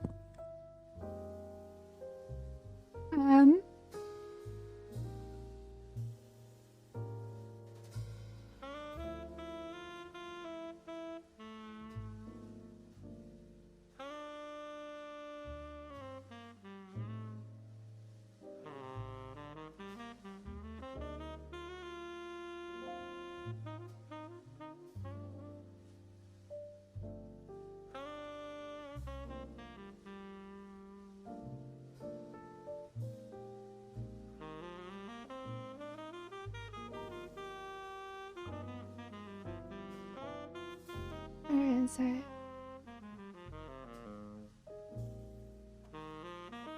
Loading it takes a while.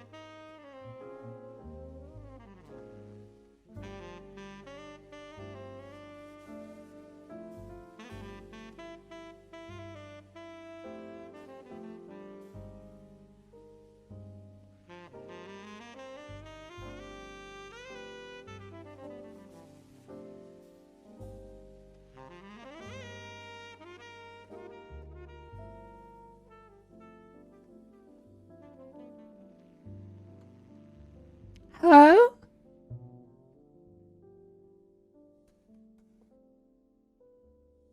Okay. You should be able to hear me. Okay, so we got a lot of GP. Calm down. We're doing math. Alright, so we have some parameters that we're passing in. Particle position radius. So this is going to be the particle on my hair. And then we have this capsule, P0 and P1. which are 2 points that define the position of the capsule. And then we will also have a radius. That will be the radius of our capsule. We calculate this R2. So the radius R is just the sum of the 2 radii. And we use that to test against to see if the spheres that are created are overlapping. And now we have this squared version of it, R2. You can see we're just multiplying it by itself. We're just squaring it. Oh, thank you for the sub. And the reason we do this is then we can directly compare it to these square magnitude values that are super useful.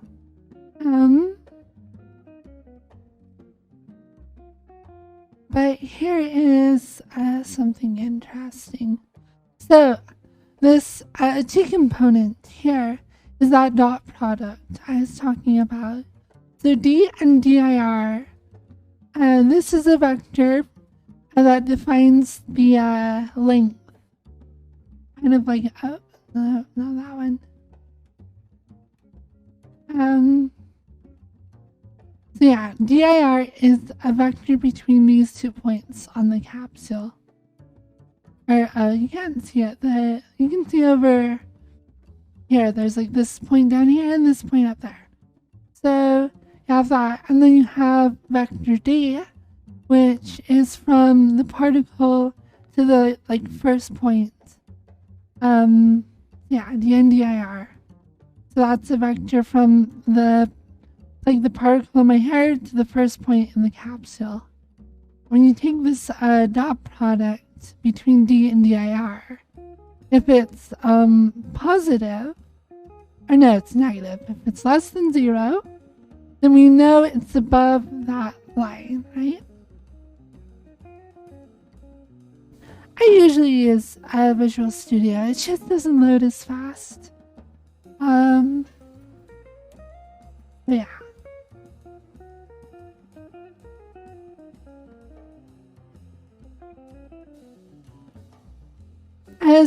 So if it's above that line, then we check that top sphere, right? We just check if, so we take that length, we have this magnitude command, and it will just check if the length between them is greater than the sum of the radii.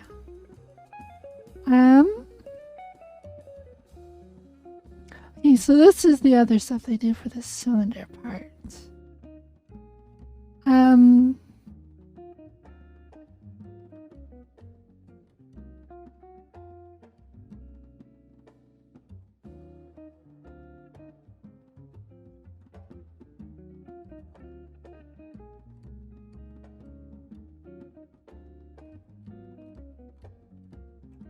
So yeah, I forget. I remember going through this and knowing exactly what they were doing.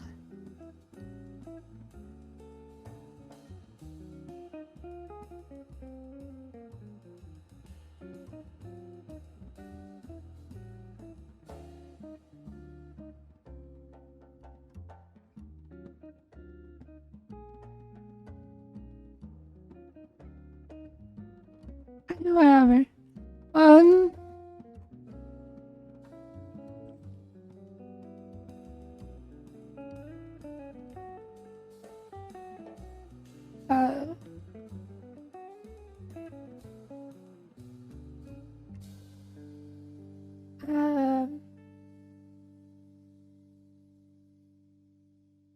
Let's turn that. There we have. Yeah, anyways, it's just so simple, like geometry and like vector math. You just check. All you're doing is checking, is this sphere overlapping this shape? And if it does, then it does some math. But the collision, I think in practice, usually, the collision detection itself is more expensive to calculate than the actual collision happening. So what we want to do is we want to optimize this collision detection. And frankly, this kind of vector math could be performed asynchronously by a GPU really well. So one thing I would like to see is, so shaders are really interesting. A shader is essentially a package of data and instructions that the CPU will send over to the GPU. And the data is usually stuff like the mesh, like all the vertices of the mesh. It will be the textures that are being used. And it's essentially sending the GPU where these vertices are and what should be between them. And then the GPU will actually do all the calculations to figure out, how to actually rasterize and render and all those other things to project these like 3D objects onto a 2D plane, which is your screen. But what would be nice to do is to send along with that data all the vectors for your dynamic bones. And then have it do all the collision checks on the GPU. If it's properly coded, it could do like hundreds of thousands of checks a frame without too much effort.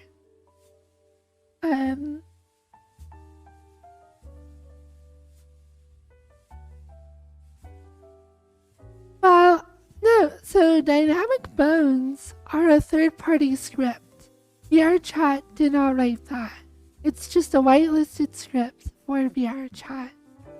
In fact, if you edit that script and you go upload your avatar, VRChat will be like, no, you can't upload that. So what would need to be done is the script would have to be rewritten as like a shader, and VRChat would have to approve it.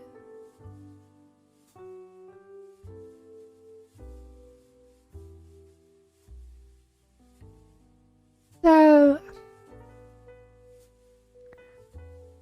GPUs are kind of very much taxed by games, and it is a question of what is going to be your bottleneck. The thing is, the CPU is a little bit limited because it only has like so many threads, so many processes it can do asynchronously, whereas the GPU can do a lot of mathematics asynchronously, all in parallel. You have like 1 million compute cores. At least, honestly, in my 3080, I think there's like 5,000 tensor cores or something, or CUDA cores. And CUDA cores can definitely do this kind of stuff. So if you have, like 5,000 CUDA cores, or maybe it's only 1,000, but it's running at like at least 1 gigahertz. I think modern graphics cards run somewhere between like 1 gigahertz to like 1.5. So you have 1 billion cycles a second over 1,000 cores.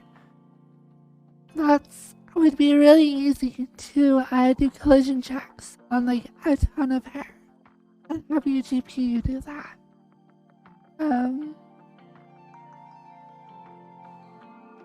But doing these collision checks are actually very simple. It's just like a couple of dot products, or literally like one dot product, and then a couple of, and the issue is doing a lot of if statements.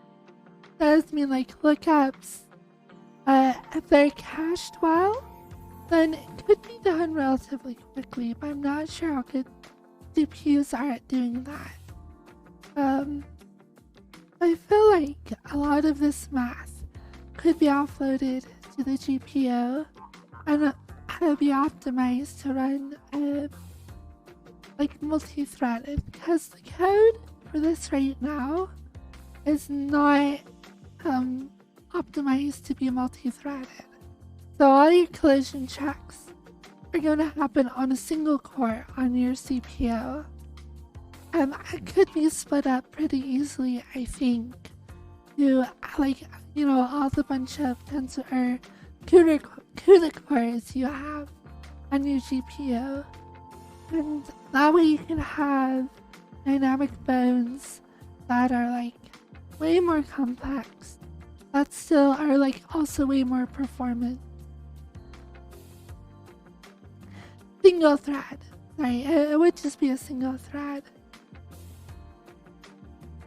Because the code for dynamic bones right now is not written to take advantage of multi-threading. So,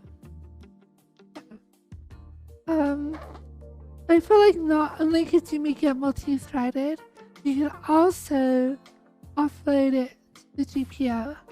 One potential issue with that, though, would be that every single frame, you have to send all the data of the positions of your dynamic bones. And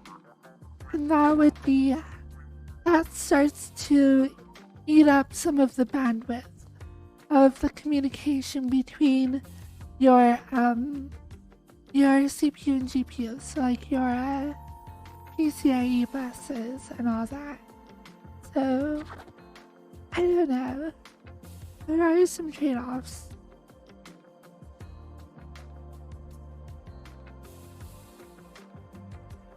But yeah, that's how collisions work in VR chat as it is right now. It's just like dot products and a few if statements. And frankly, procedural calculations are usually more performant than doing lookups. So every time you have an if statement, you're like comparing two values. A lot of times that takes you have to like access memory and not like synchronously. So sequentially, I guess is actually the word I'm looking for. So it's not as optimized. You want to actually do more calculations, less logic and like lookups. And do calculations a little faster.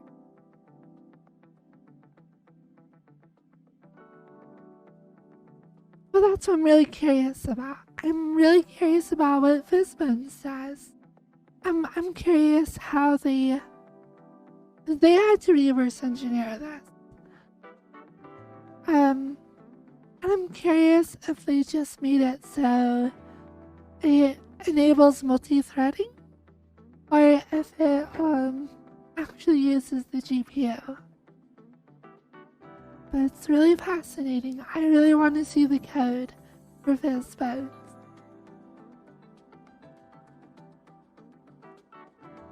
Thing is, my avatar, here I'll show you.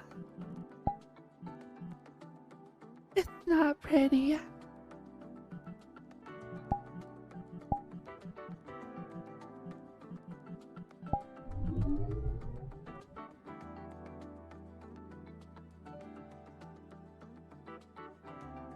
Collision check count 5,331.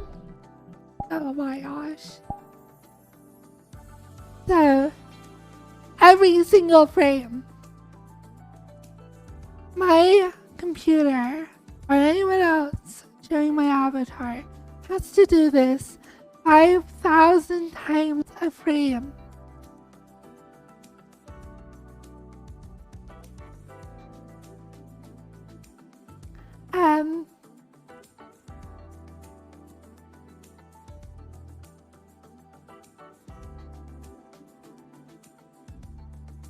I've seen worse. I've seen some that have like 15,000. I do have a lot though. And I could maybe, I don't know, I could maybe cut that down a little bit without actually losing functionality. That's why I really want to see this get optimized. Because I want to have 100 people in a room with hair that is as interactive as mine. And be able to all still be very performant. Which supposedly Fizzbones does. So we'll see.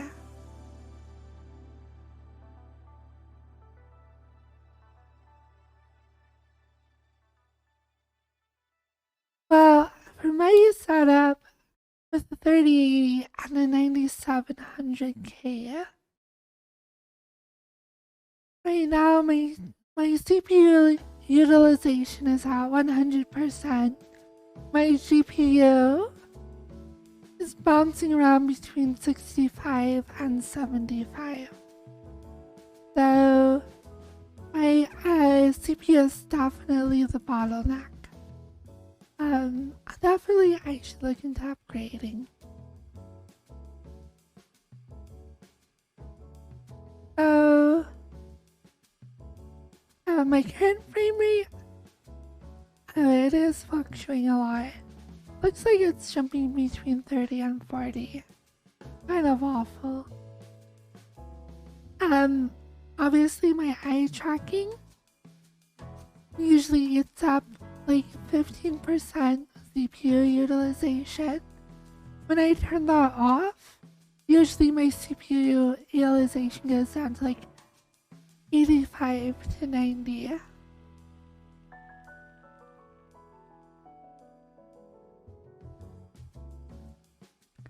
I know that it is.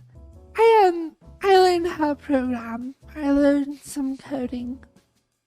But without like real world applications, a lot of it is super boring. And that's what's so fun about video games and Unity and VR chat and avatar creation is this is like one of the first times I was able to open up some code, really read through it and see what it was doing and how it was doing it. Because the idea of like a capsule collider and these points, like looking at that code the first time, I had no idea this is how I did it. I read it and be like, okay, why is it doing that? Why is it doing that?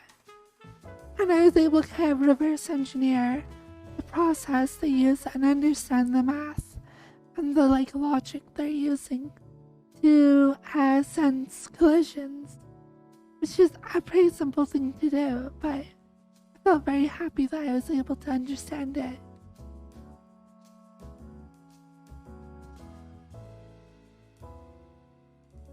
So, yeah. I would love to be a focused and competent enough person to write this into a shader, because I feel like it could be done. And it would be way, way, way high performance. Because that would be a really big project. It would take somebody who's experienced with coding probably 3 months if they know what they're doing. For me, it would probably be like 9 months if I was actually focused. But the thing about Fizzbones is it's taken them like over a year to come up with their own version of dynamic bones. So I am really interested to see what they do end up releasing and how performant it actually is. Because my avatar is kind of on the worst end of things, but it's not the only one. There are lots and lots of avatars that have thousands of collision checks.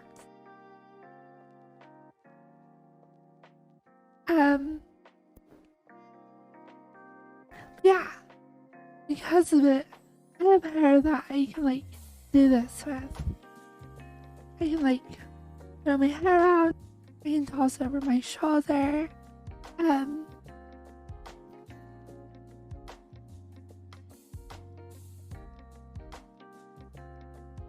Um, yeah, and I love it. I love having such interactive hair. It is expensive though. Every frame I have 5,000 times I have to run through that segment of code. I have to do these, checks.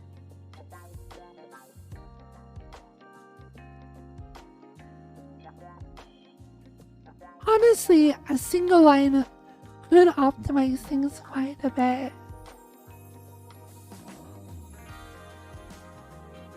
You could have, here, one line would reduce probably a huge amount of math. If you were to just do a single check before you check anything else, and say if,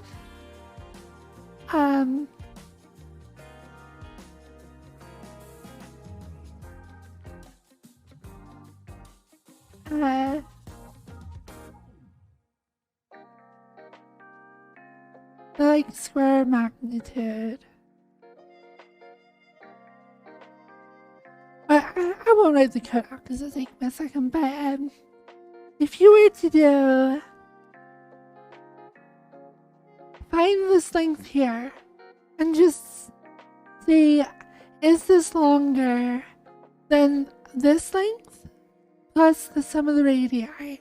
So you could do a single check just to see if this point is so far away that there's no way it's going to collide with any other part of the capsule. And if you just say, okay, if it's not colliding with anything, then break, go completely out of this function, there's no collision that happened, then I wouldn't have to check the other part. Because right now, it checks this part, and if it's not that part, then it checks this part. If it's not that part, then it checks this part. But you could have one check before all three of those that just says, is it anywhere near the collider in the first place? And if it's not, then you don't have to check any of the other stuff. And I would say, in practice, probably 95% of the time or more, the collider is further away than the length of the capsule plus the sum of the radii. And if that's true, then you would only have to do a quarter of the calculations 95% of the time, which means that you can make dynamic bound collision checks 4 times faster with a single line of code, which is something they should have done. Honestly, I think the benefit would probably be even greater than that.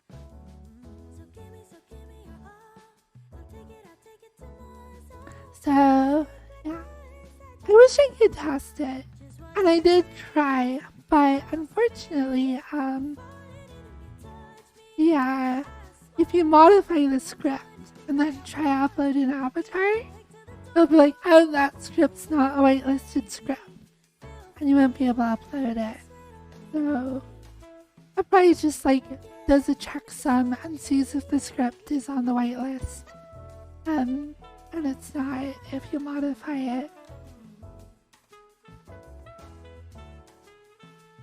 But honestly, years of VR chapping out, they could have optimized collision checks to be at least 4 times better, probably more, a single line of code. Just annoying. I wish I could test it and be like, does this actually increase performance? If it is, that'd be awesome. The thing is, I have my hair, all these little balls in my hair. They're being checked against my fingers, or well, at least for me, it's my fingertips. My hand, there's a capsule along my forearm, my upper arm. There's ones in my spine. I have two around my boobs. I have them down around my legs. And most of the time my hair is relatively far away from those points. So you wouldn't need to check all these sub areas of this capsule. You just do a single check and move on. But it doesn't do that. So there.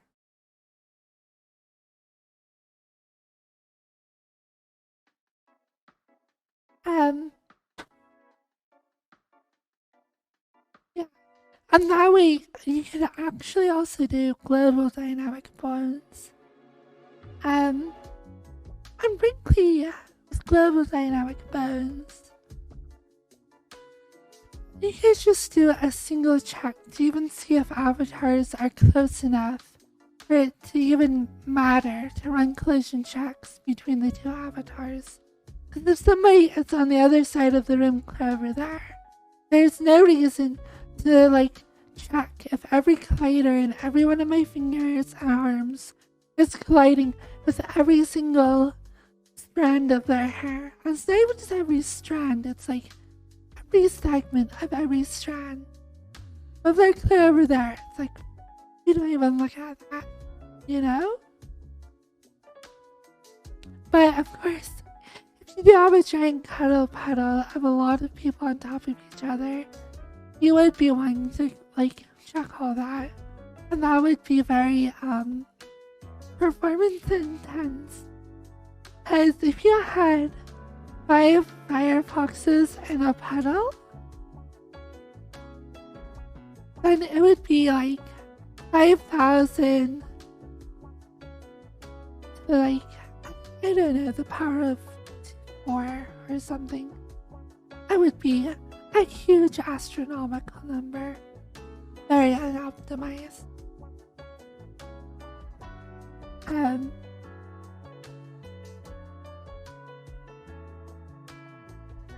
Yeah, it would go up exponentially.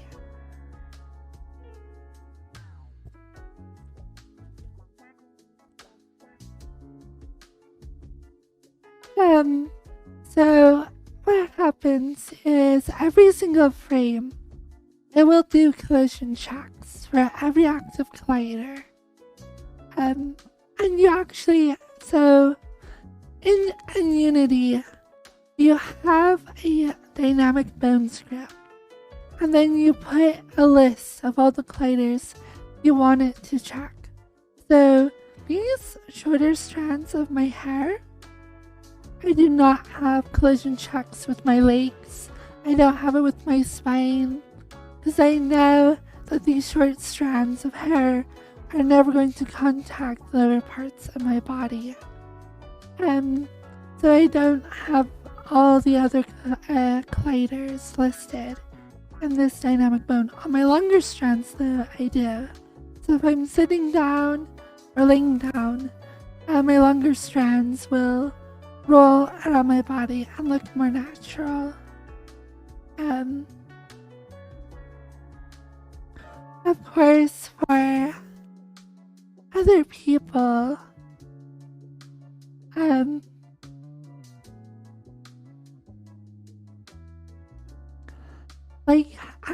all avatar collision checks are only going to collide. So my colliders, my dynamic bones only interact with each other.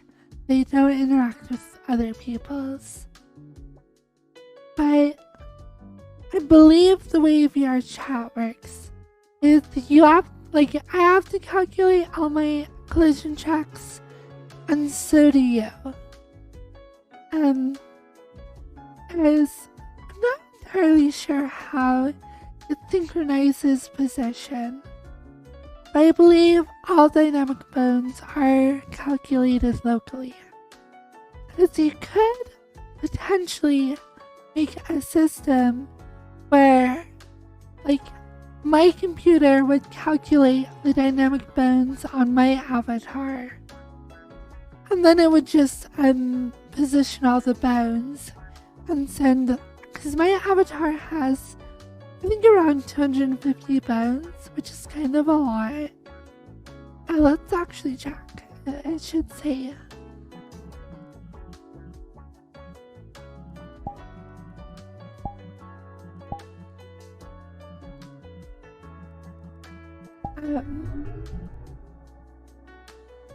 How many bones do I have? I think 300. Bone transforms. How many bones do I have? I have 290. Okay, yeah. So my avatar has 290 bones. And synchronize that across the network. I'm not sure all the components a bone has. I'm going to guess there's at least a vector 3. Maybe 2 vector 3s? And maybe some form of rotation. Yes, Mia.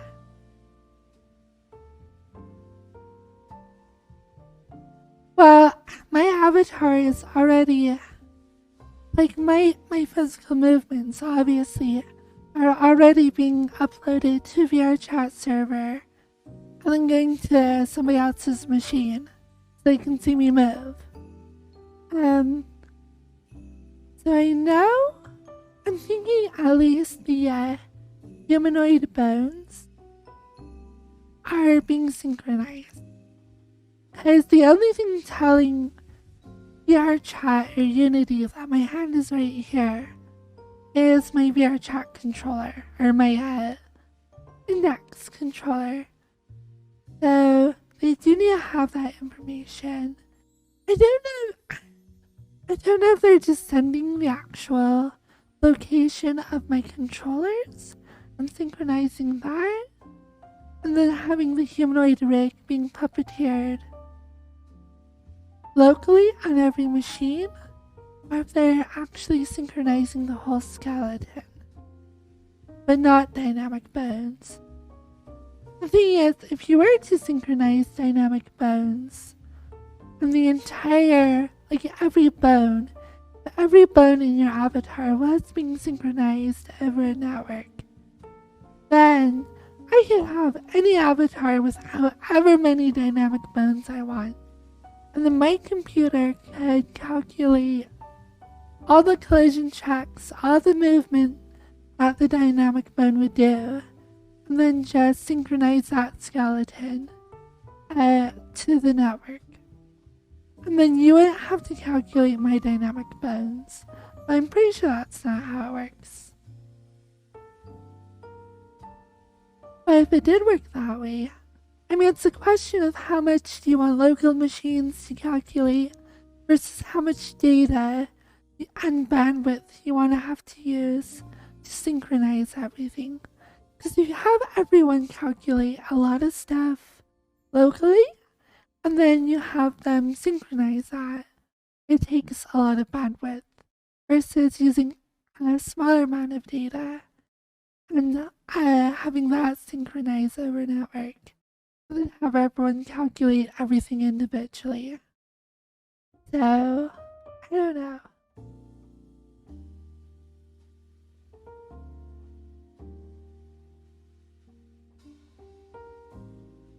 No, my tail is actually not even that bad. My tail is about as bad as a single strand of hair. I think I have like, I don't know, 20 strands of hair. You can see them all moving. Yeah, there are a lot of trade-offs in local machine performance versus the amount of data that needs to be synchronized. Yeah, if you were to synchronize the entire like skeleton or rig or whatever, that would be a lot of data that's constantly flowing. But it would be being calculated by a lot of different machines, so each individual machine wouldn't have to work as hard. So in that way, if you had the bandwidth to synchronize 200 people's rigs and all their bones and their avatars, then your computer wouldn't have to do dynamic bone calculations for 200 people, which would be amazing. But that would require a lot of bandwidth and a lot of load on VR chat servers. So, economically, it may not be as useful, but it would make it so you can have 1,000 people in a room with 1 billion dynamic bones. And I crashed. Or well, my headset died.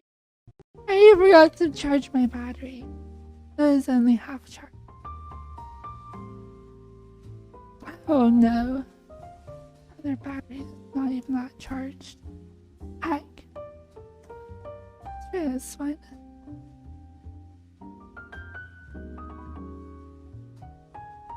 Oh, I'm talking so much my voice is gone like hoarse.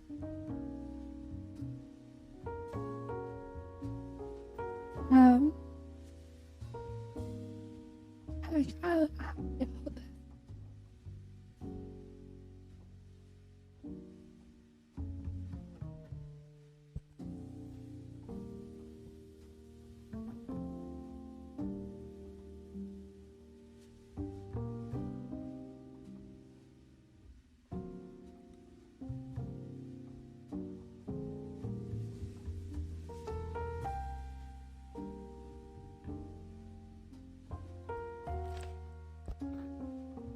Hello?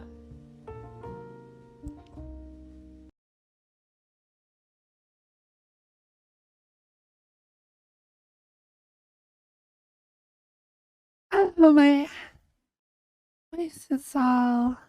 Okay. It's all a hack.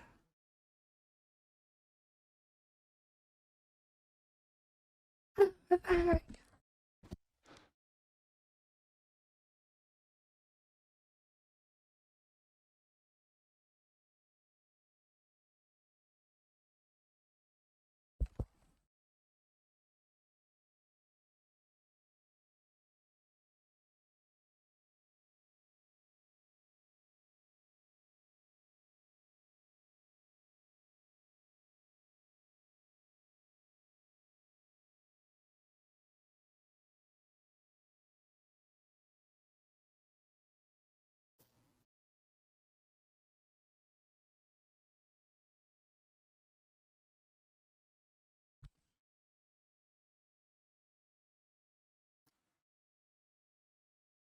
Battery even work? Like, the answer is no. Yeah, battery is garbage. Try this one. Doesn't have that much charge on it either.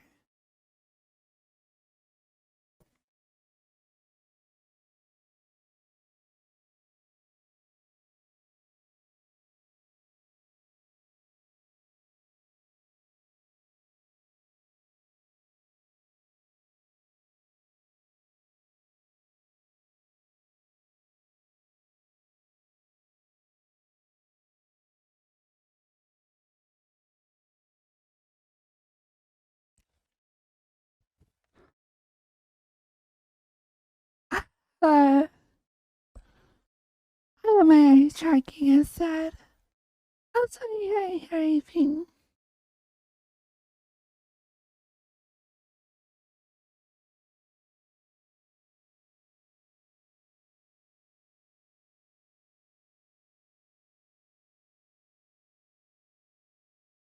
Hello? Yeah, he's here. Hello, yeah. Oh, my voice is all hoarse.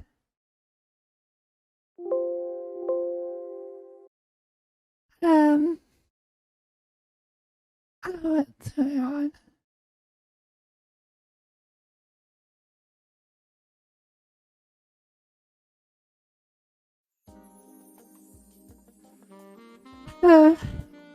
Grave links. I'm going to reload. And I'll join off of you.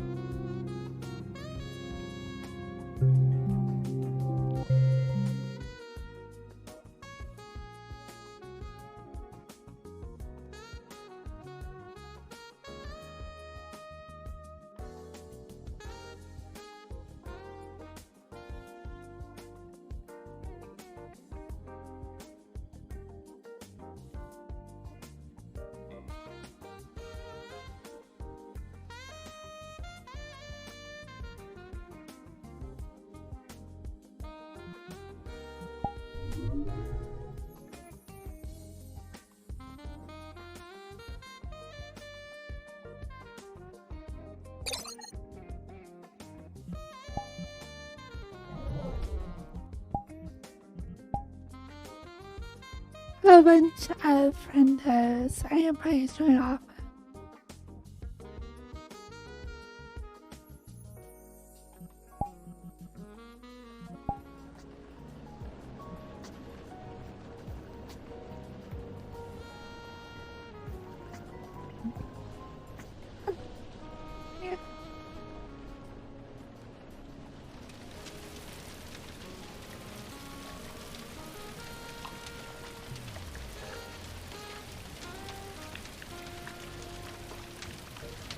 Oh,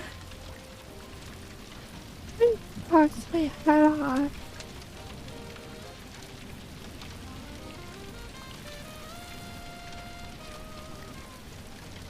Okay.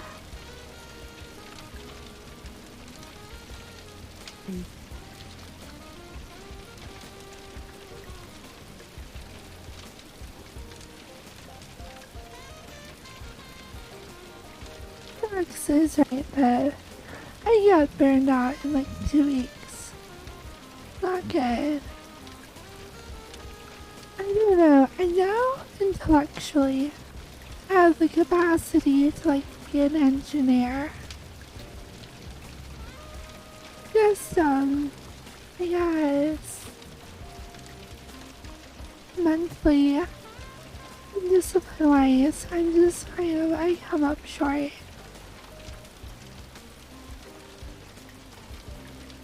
I know that feeling.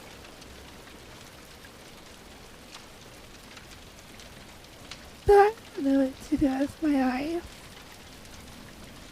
What are you supposed to do about that?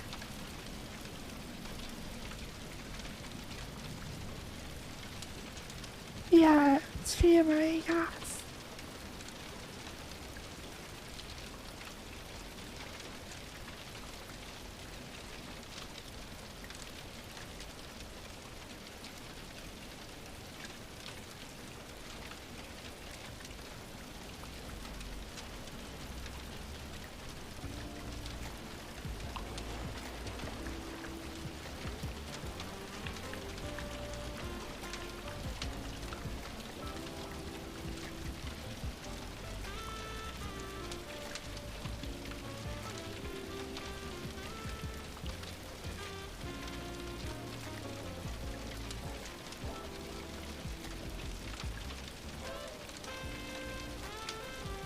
Tell me how you've been.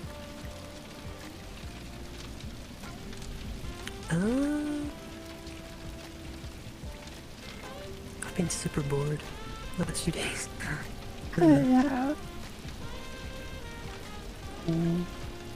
It's like one of those weird bored moods where like you feel bored, but nothing is like interesting you at all. You're just kind of like frustrated at trying to find something to do that gets you interested, but nothing does.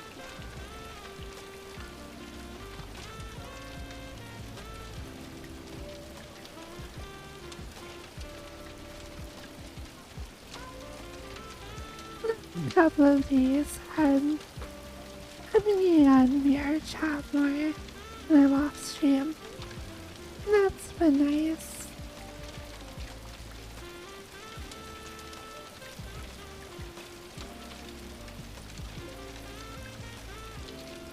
Yeah.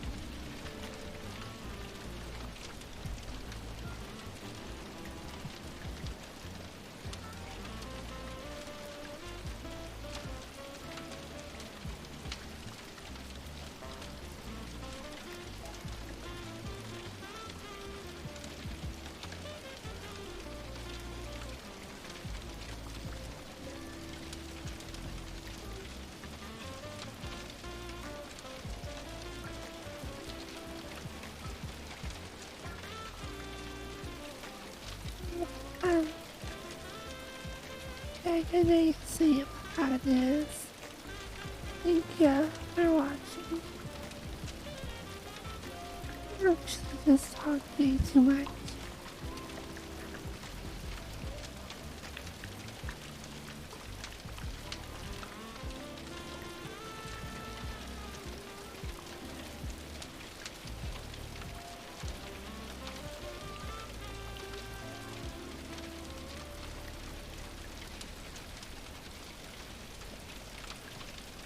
Pasa. Ah, hello, Kamari. Good to see you.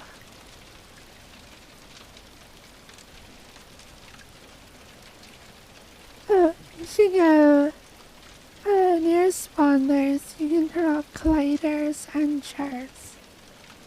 It's useful if you're in full body.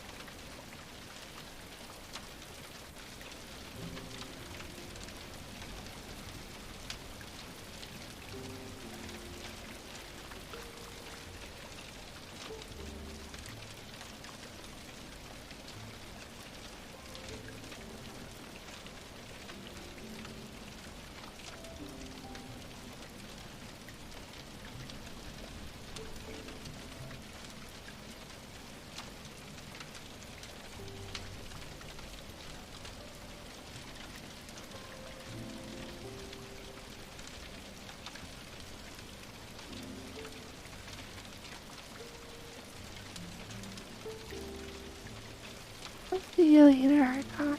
Thank you so much for watching. And take care of yourself.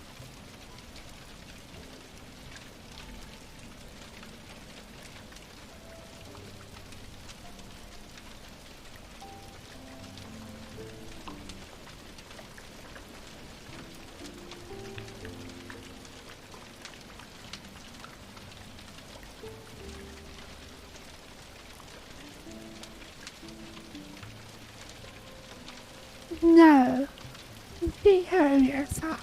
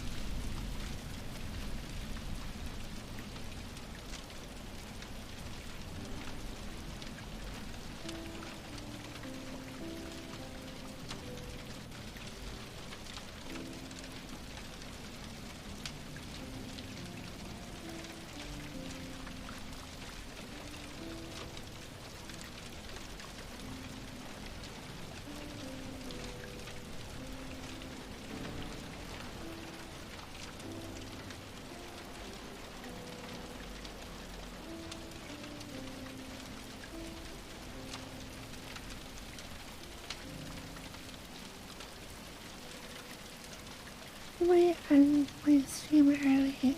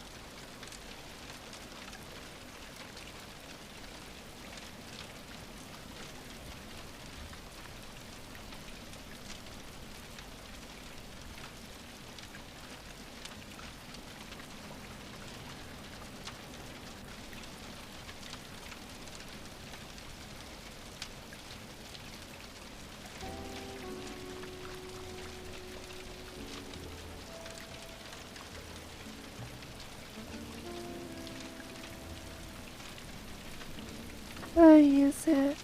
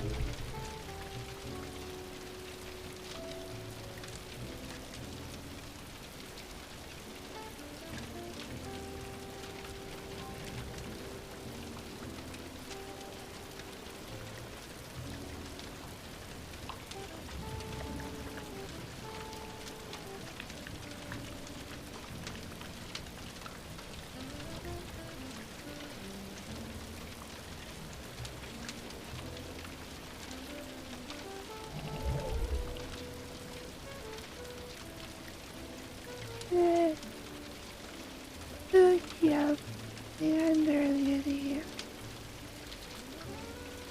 Okay, not too much. I face that's really shot it.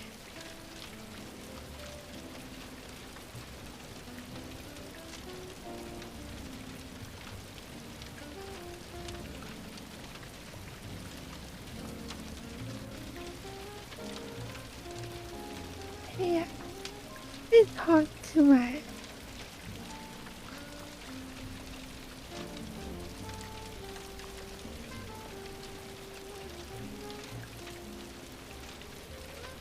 Do you have any water? Or any, like, soothing fluids? Yeah, I can get some water.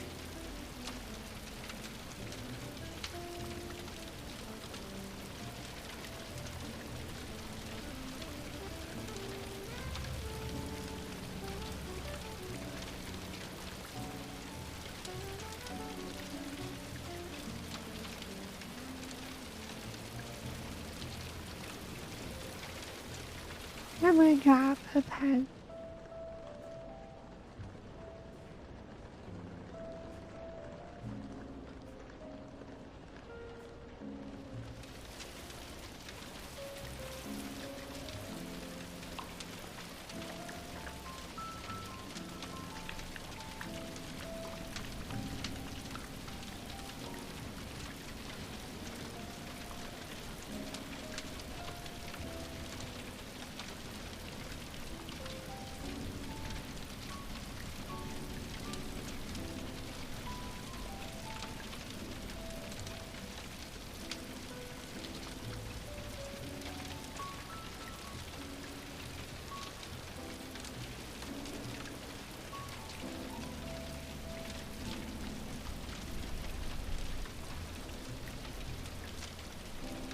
This is what the colliders on my arm look like, more or less.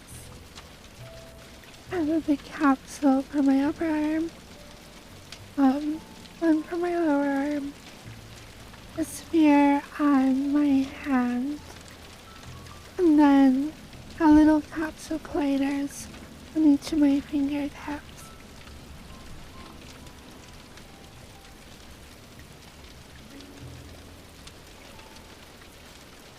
I also have one on my head, I have one on my neck, I have on my chest, I actually have one going this way, and my spine, I have one going like this. I also have two spheres on my boobs because they stick out so much. That way my hair will actually sit on top of my breast rather than clip through it.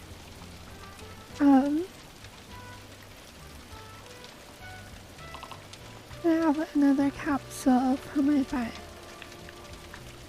Then my legs will have capsules and for me as well.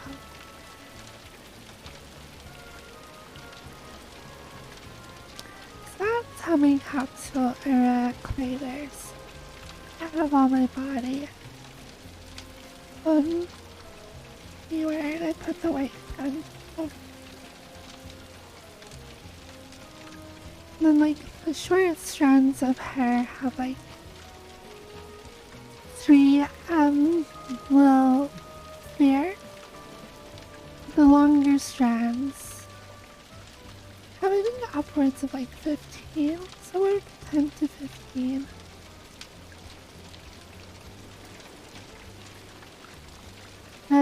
My longer strands of hair have a whole bunch of spheres.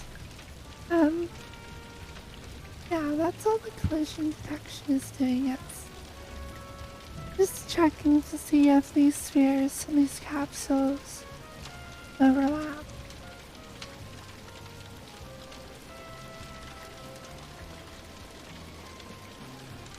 Yeah, it's a little bit intense. Definitely having each fingertip, a lot of extra bones. That means I can, like, roll my hair. Try that. It's all just a system of, like, big fat bubbles and see if they're on top of each other.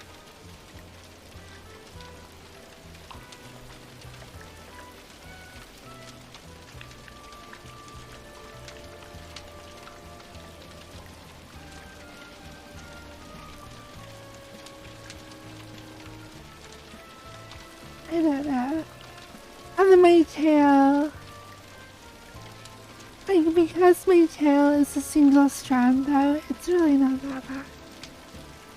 Because I have like billion strands of hair, so there's like a million little spiders for all my hair.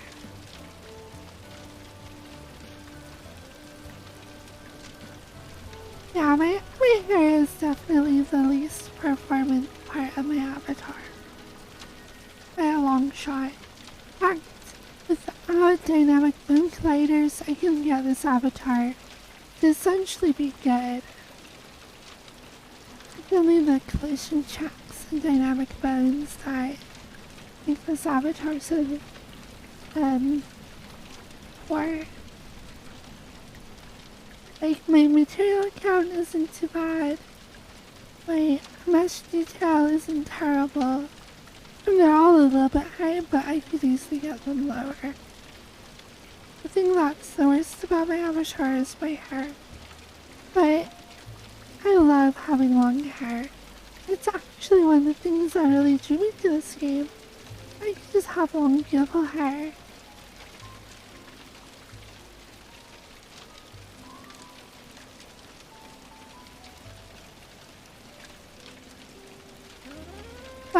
One of the things I focused on is making my avatar was having very realistic dynamic bones and colliders. This is what prompted me to even go and learn how the whole system even works. I just really like having long hair.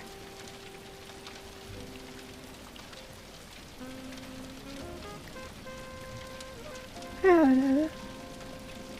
I'm probably just crazy.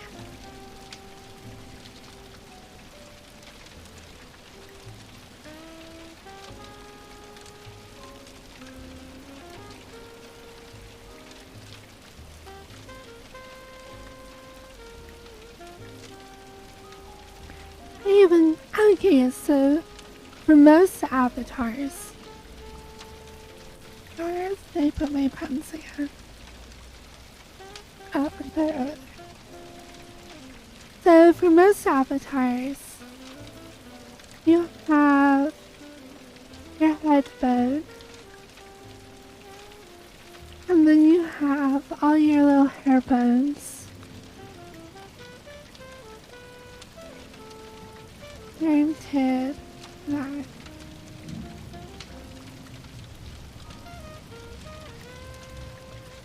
And they have these dotted lines in Blender.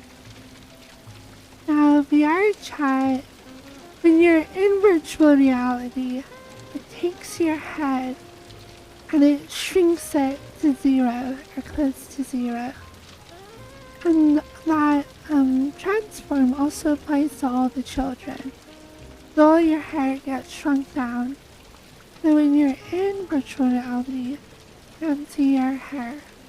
But because I like my hair so much, I have a fake bone. I just took my head bone and I copy and pasted it on top of itself. And I reprinted all the hair bones to this head bone. So the humanoid rig in Unity is still controlling my main head bone. And it's controlling my head movement and shrinking it down for a first person view. But my fake bone, I have a rotation constraint. So it will follow my actual head bone. But only in rotation, not in a scale. So now all my hair strands and my fake head bone are the normal size in first person mode. Which means that when I look down at my sexy body, which honestly is an important part of this game, that we can appreciate our virtual bodies. When I look down, I have all these strands of hair. And I can literally just sit here and play with my hair. It's a little bit jank, but I don't know, for me it's like part of the immersion. admit when I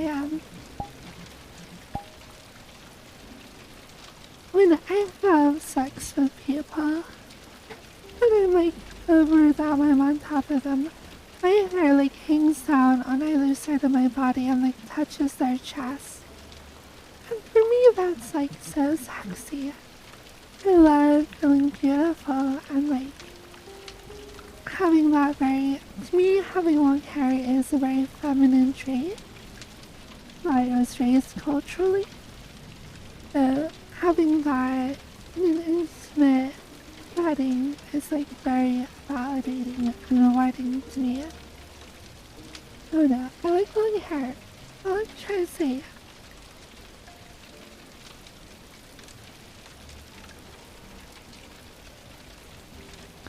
I've spent a lot of time thinking about hair physics in this game. Yeah.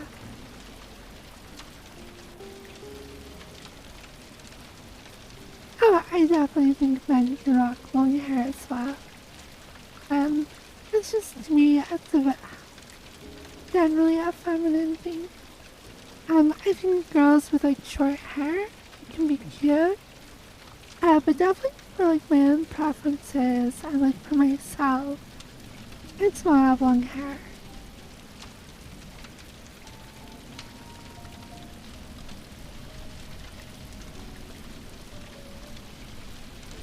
So yeah. I think I have some of the best hair in VR chat, to be honest.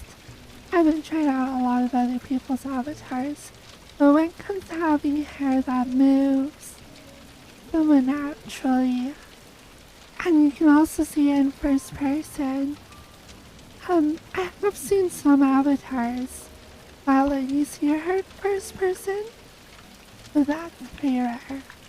Then having collision stuff set up as well as mine is also rare. I think having both of those does set my avatar apart from most other avatars, but I don't know, just one of the aspects of this game I've always really enjoyed.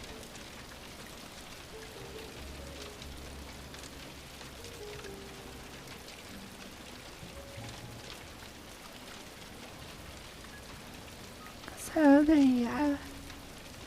That my desire to have long, cute, curly hair prompted a lot of work on avatars, prompted me to learn about the dynamic bone system in VR chat.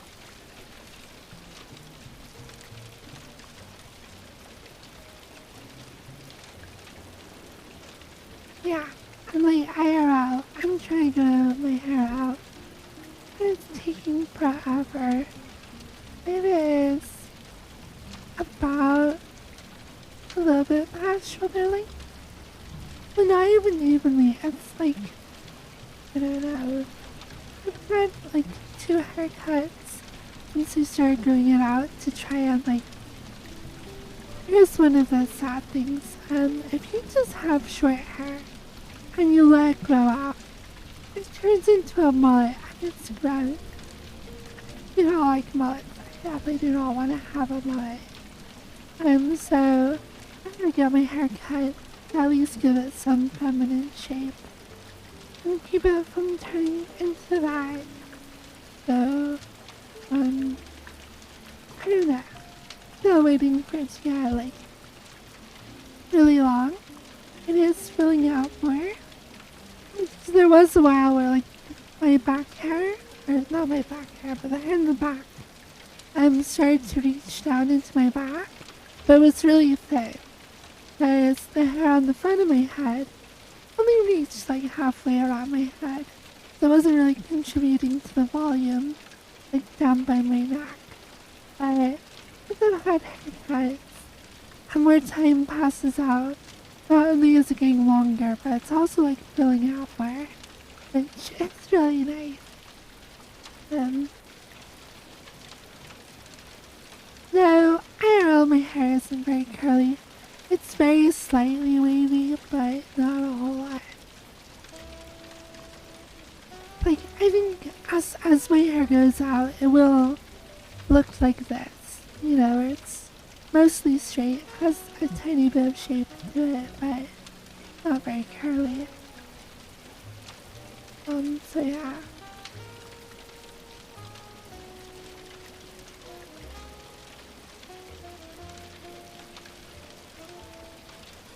I love how my hair even like feeds into like my posture. Like, I'm cringe, so I will go and be depressed and sad, and I'll sit in front of the mirror like this. Like my hair will like drape over my shoulders, down around my knees. And like even when I'm sad or whatever, it feels good to like see that. Or like, I don't know.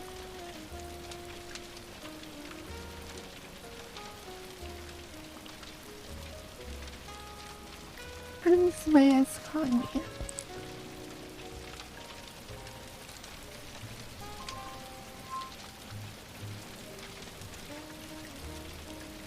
Callers?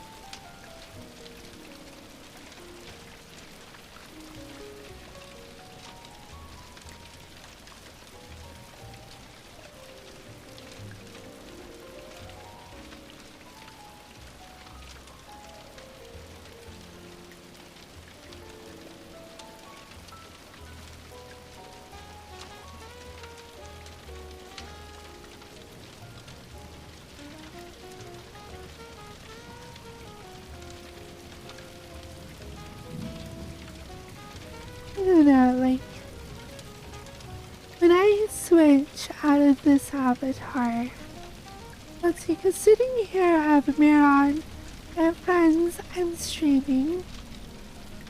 My frame rates are pretty abysmal.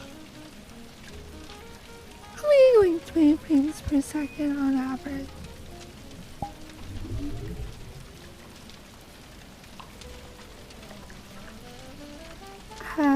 Let me switch to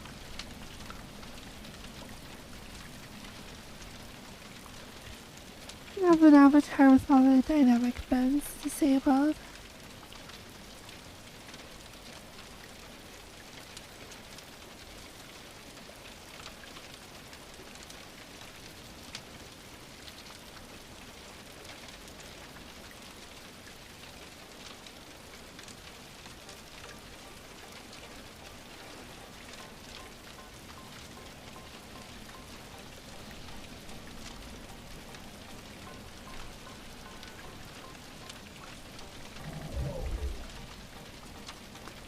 This avatar's stupid big data wise though.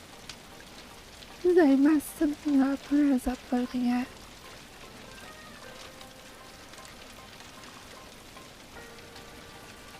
But my frame rates actually don't go up that much.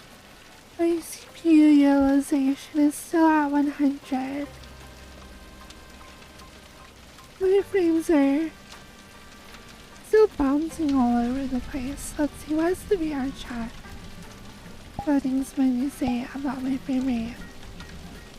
I think I'm getting 15 FPS. Back to my normal avatar.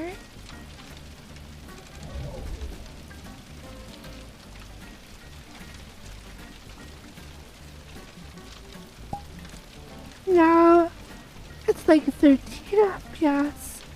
So it's only like 2 frames per second, even when I'm already this slow in FPS. Which, I don't know, it's a weird 2 frames a second to have crazy hair. For me, it kind of is.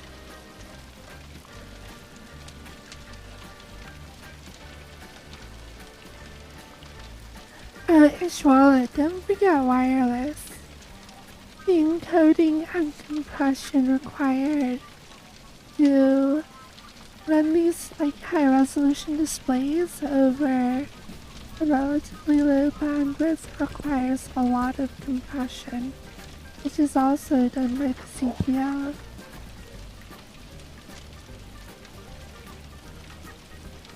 So yeah, I have a very demanding rig.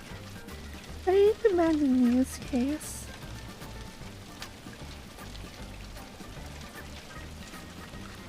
Face tracking, streaming, full body, VR chat, wireless. I think that's pretty much it. But who knows how I'm running access overlay for like reading chat and everything. Who knows how much that's logging stuff down as well. When I am playing VR chat, without streaming though, and without face tracking, probably I have at least double the frame rate. So, I don't know.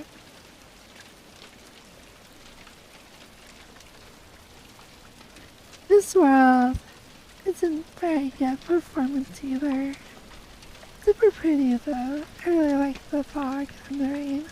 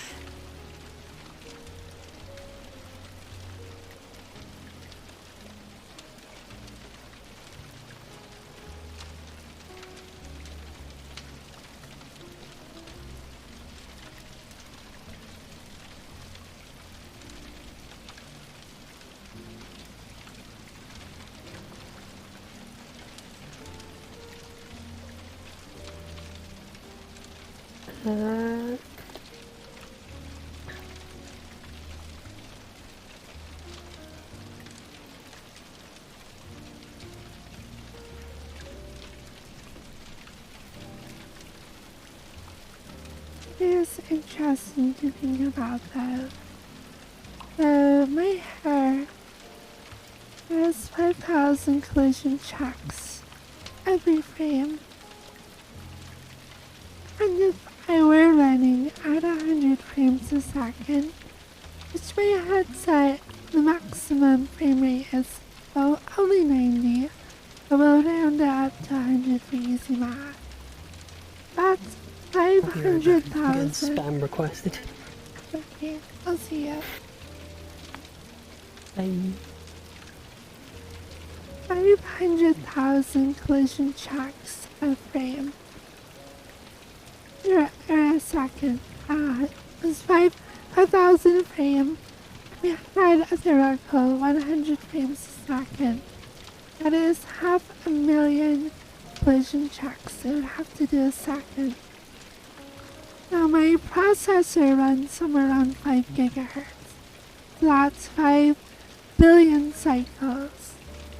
And the number of like instructions and cycles it takes to get through a single collision check, because they are done sequentially. Like we are. Honestly, 500,000 is 500,000. But with 5 billion cycles a second, that is kind of enough room to do kind of a lot of collision checks. Like, it is actually insane when you like stop and think about how fast modern computers run.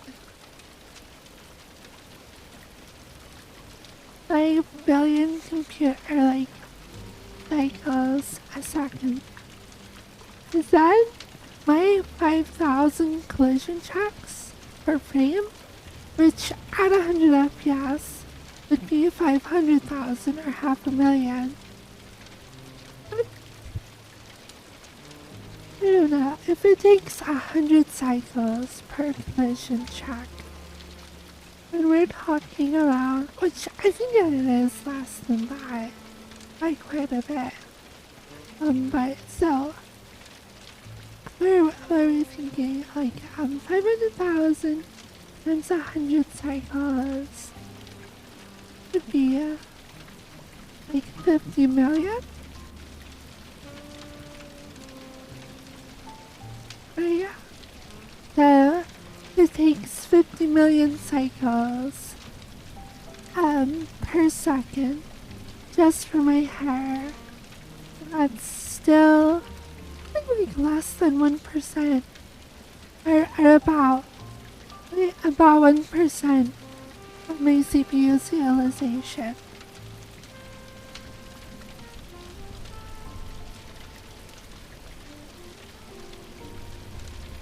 So, doing at 500,000 collision checks a second is actually very much within the realm of capabilities for my 9700K. It's piled on top of a lot of other stuff. But simultaneously, like 5,000 collisions a second, it's not crashing me, like it is running. And when I'm not streaming and I'm not doing eye tracking, I can get upwards of 90 frames in an optimized world, even with my crazy hair.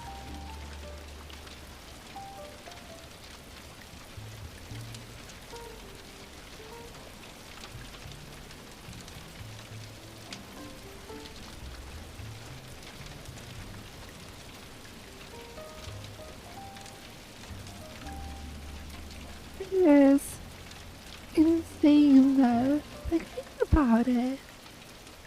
The amount of math that your computer does in a single second of playing a game. If you were to run through all the calculations to render 1 second of game time, you were to do this by hand, it'd probably take like a lifetime. Absolutely amazing how fast computers run. Like, if you were to take all the bones and lay down the hair and work out by hand whether or not they're colliding based on the coordinates, it would take you like hours of calculations just to do a single frame.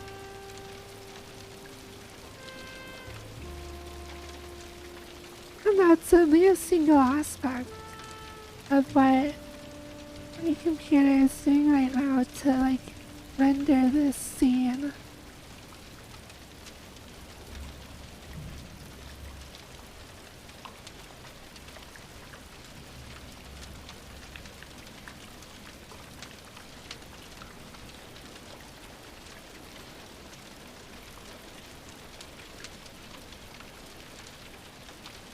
Absolutely mind-boggling.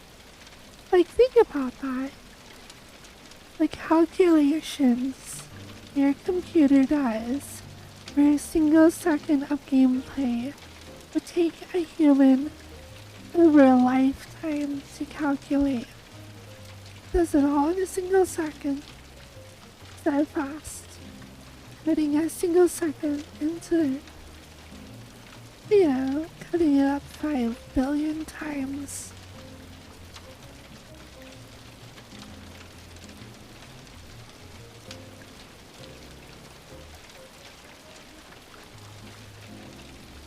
That's why, I don't know, I've always found computers to be like super amazing. I wanted to become an electrical engineer.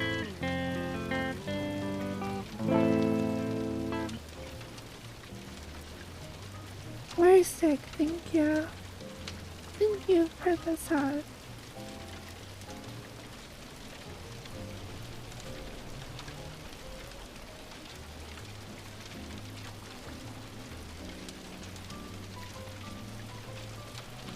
I know. The world 100 years ago.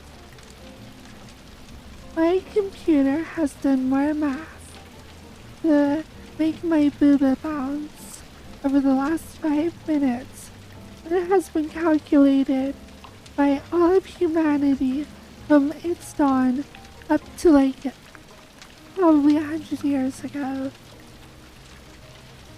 And that is how much math is being done. Constantly.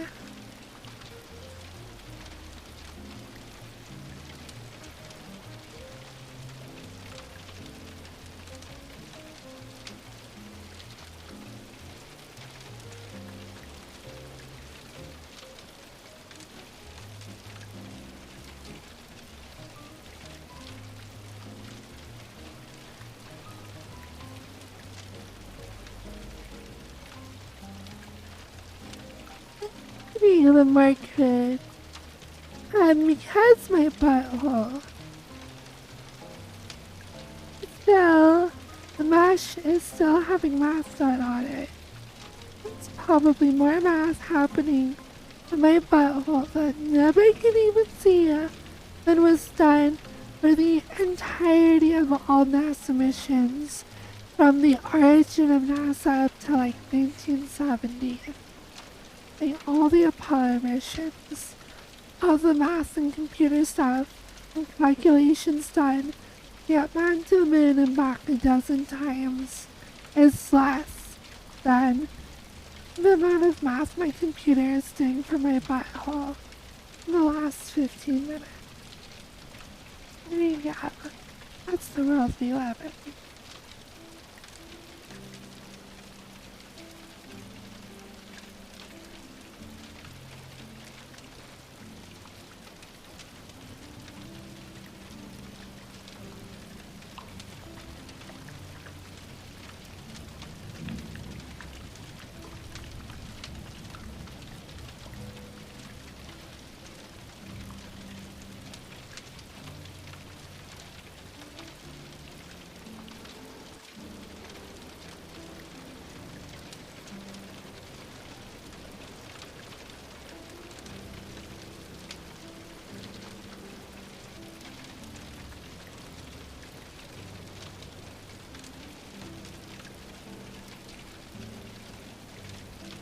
It's crazy.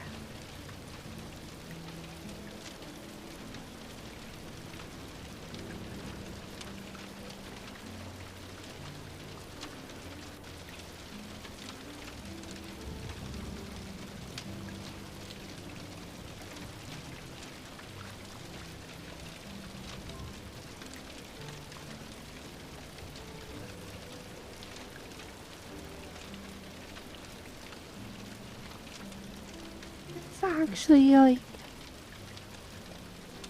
I don't know, think about the amount of information and the rate of processing in like the human brain, and the number of synapses, and how many operations a synapse can perform in a given amount of time. It's actually insanely high. Brains are very, like, I don't know, given the scale of a neuron, it's hard to imagine anything much smaller that could process as much information as quickly. Like, our brains are like actually at the physical limits of being able to process information, and the fact that those structures and those you know, like mechanisms rose out of the randomness of evolution. It's so absolutely wild. Because as fast as my computer is, my brain, we're still not quite there. My brain is even more dense and calculating. Even worse. We're getting close though.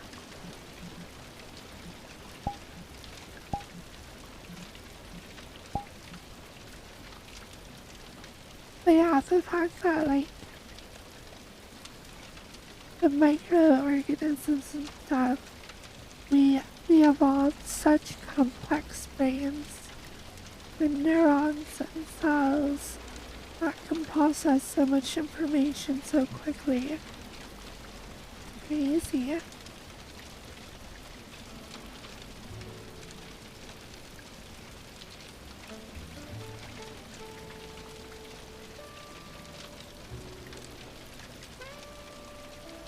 I just felt like kind of bad.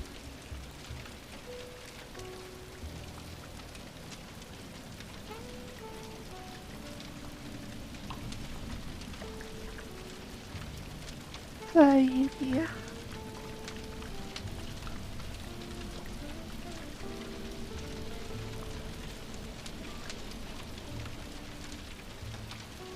Hello, Carl.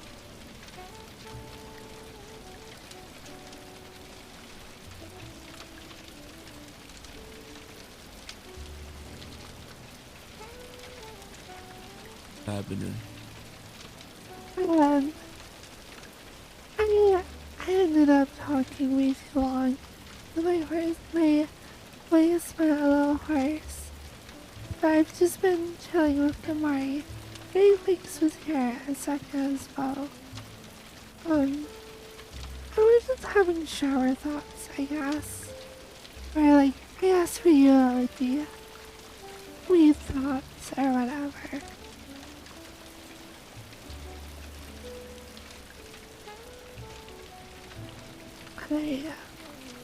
I don't think I don't have a brain that works.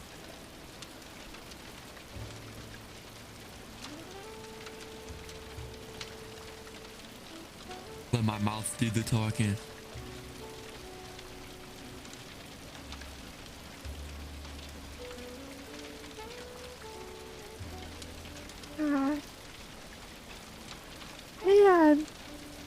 I think about computers and brains. My last line of thought. And how dense,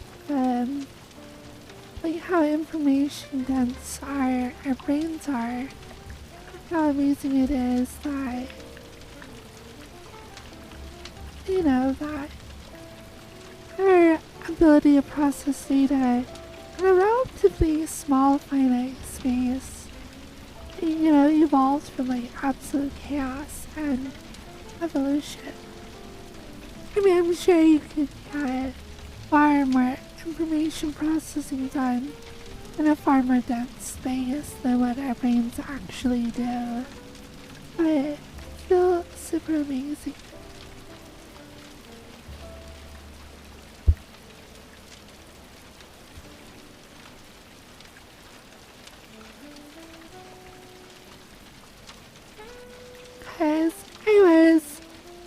Because I was talking to my chat about how dynamic bones work in VR chat. And then my avatar, I'm on the poor end of performance when it comes to dynamic bones. My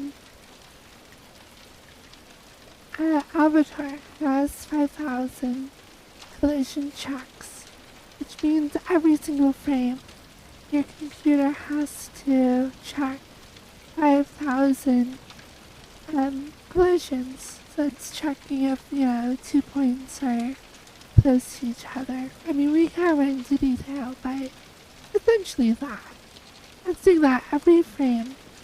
And I was thinking about how many CPU cycles it takes in a collision check out of the 5 billion cycles a second that my CPU runs at. Of course, it also has 8 cores and 8 threads, but I was thinking about how amazing it does that much math that quickly, and how our brains are also super amazing in the amount of information they can process. It's just weird that it arose naturally through natural selection and evolution.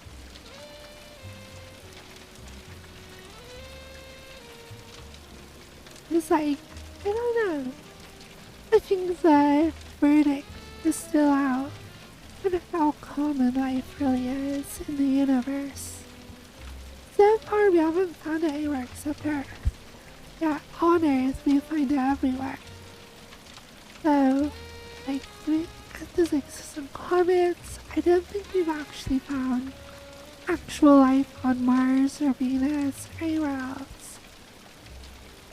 And it's absolutely nuts to think that there's amino acids and glycol chains and everything formed into the first cells, and over billions of years evolved into complex brains. It's crazy. There's a lot of information. You know. Do you think there's aliens?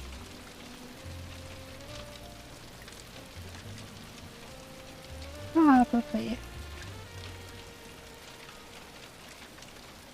But Do you think there's aliens among us right now? What if I'm an alien? I guess not. And I'm trying to tell you right now that I'm an alien. I wouldn't really believe you. The universe is very, very, very big. So probably there are aliens.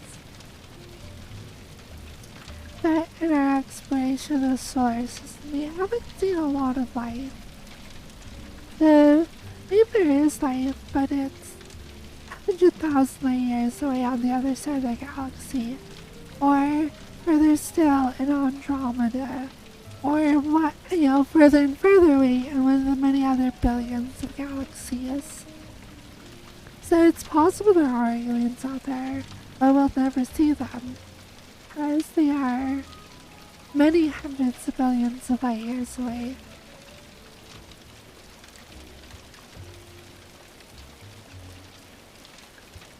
But possible. I think the interesting question is when we limit the scope of that question, are there aliens in our galaxy? That is a more finite, quantified number that we are aware of. We have some rough estimates on how many stars exist in the galaxy. I'm not exactly familiar what that estimate is. That gives us a finite number, so if life is this likely to form in a solar system, we have this many stars and planets in our galaxy, what is the likelihood that life exists there? Of course we don't know the question, or the answer to how statistically likely is it for life to form around any given star.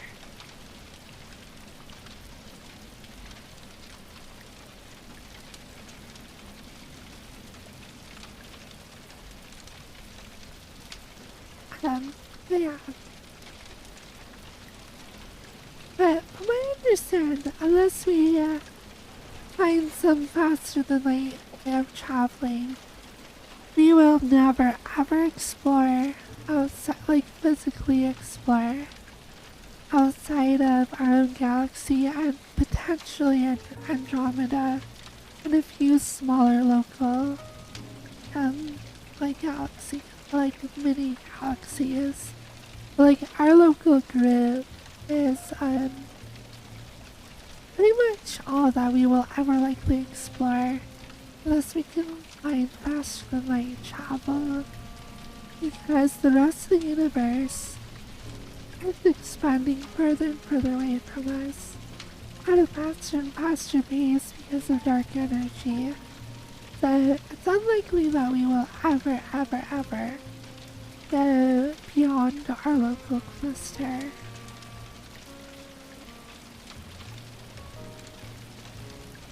Yeah. Why are you so smart? I'm not. Yeah.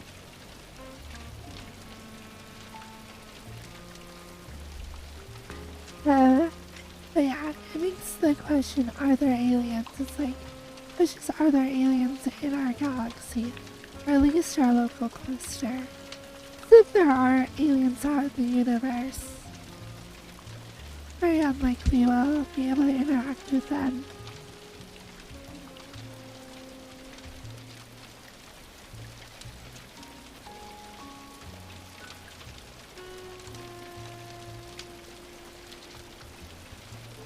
It's true. As the way of the universe is expanding, we are constantly losing information about objects in the distant universe. They expand away from us, and redshift makes whatever light they emitted harder and harder to detect. We're just constantly having distant stars and quasars and galaxies, and it feels like they're falling away from us out of sight forever. Never changing again.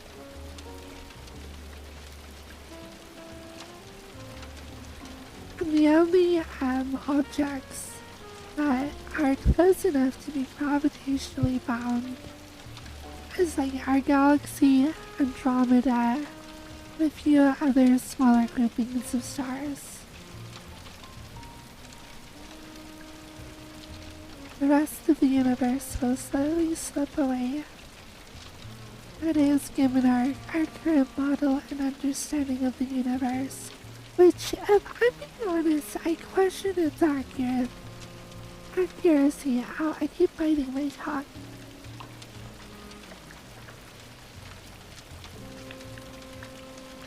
Don't bite your tongue, come on. You know,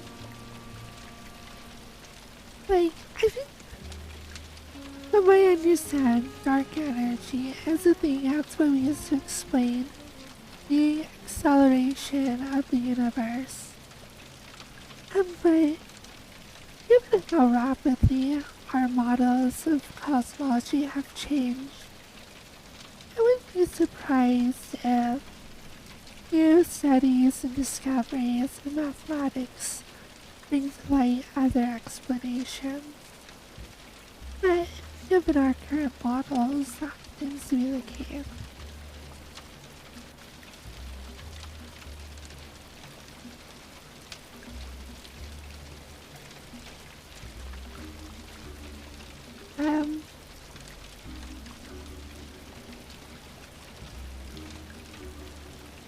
The jerk is increasing. Yeah, it actually is.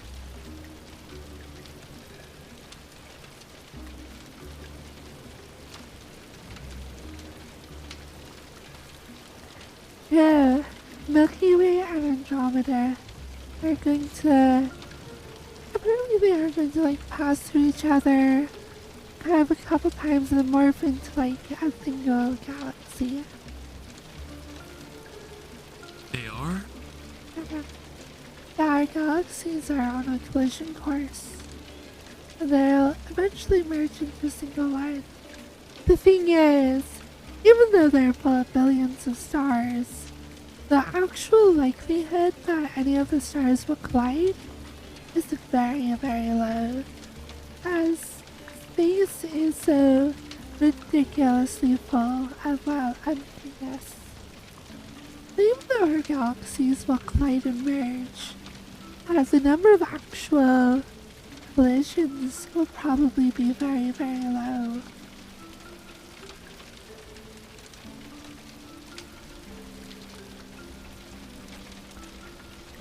it's fascinating and it's like boring, but then no, it's actually interesting again. Like, 'cause you hear that, you're like, oh my gosh, stars will be crashing into each other, things will be exploding. It's like, oh, actually, no, it won't. Like this weird ballet.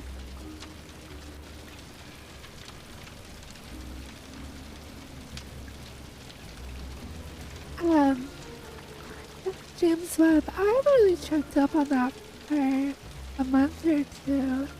Last I saw, they had done like an alignment picture of all the mirrors, and they were starting to like overlay the like picture of the star. The way they had it, they had like, they pictured one star and they had a separate image for each of the mirrors. And now they have to like position it all on top of itself and then do adjusting and blah blah blah. That'll be pretty cool.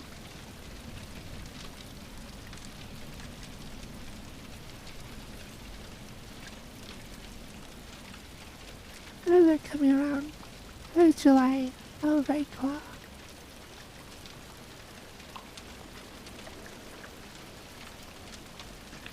You know what is a controversial topic?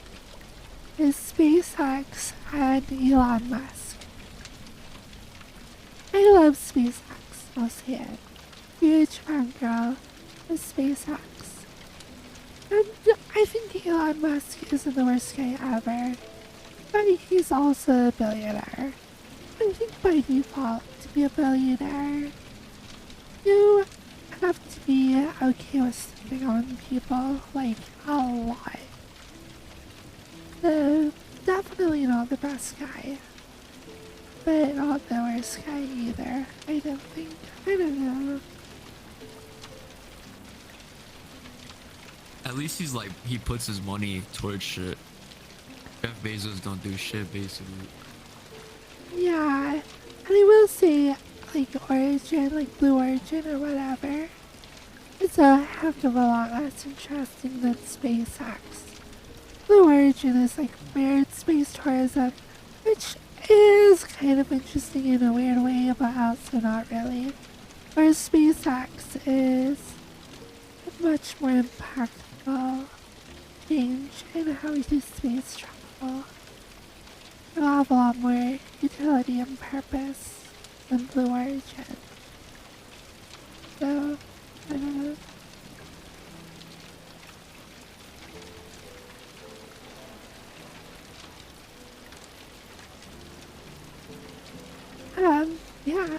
Yeah.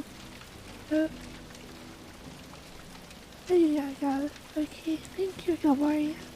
Sorry for being so boring to hang out with. I was just ignoring you.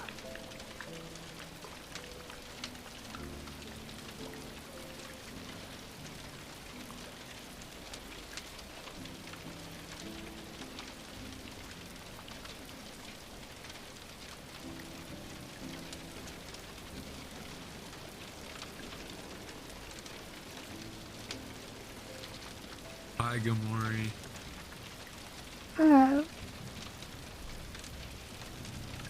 Talking, I don't know.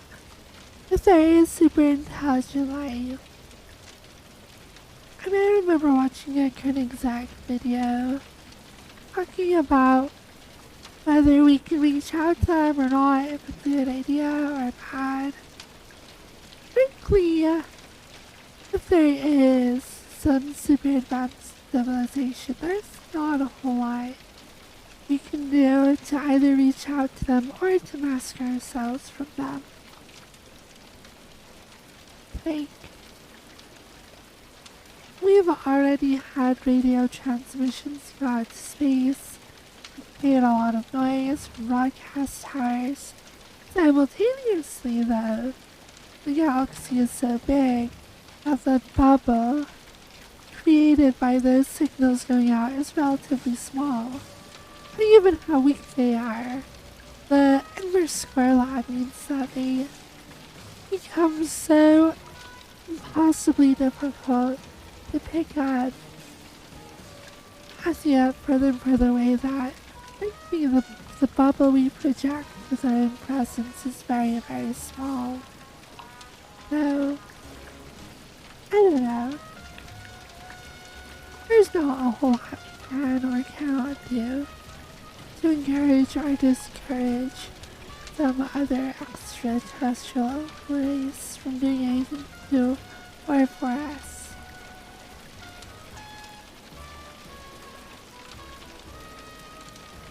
Honestly, artificial intelligence seems to be the more immediate problem to deal with.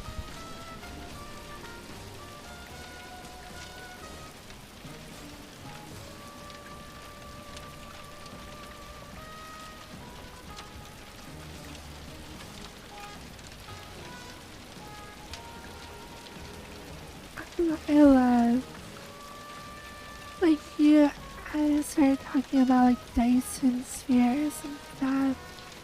Civilizations that harnessed all the energy of their planet, all the energy of their system, all the energy of their galaxies, like stage 1, 2, and 3. Very crazy.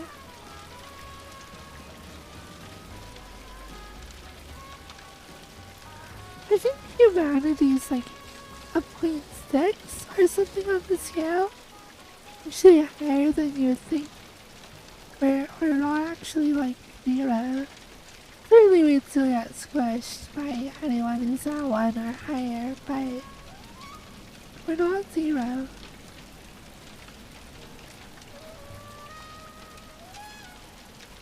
Oh, yeah, my voice is bad. Yeah, I have a bad tooth. I keep biting my tongue. So I sound weird. Also, I just generally sound weird.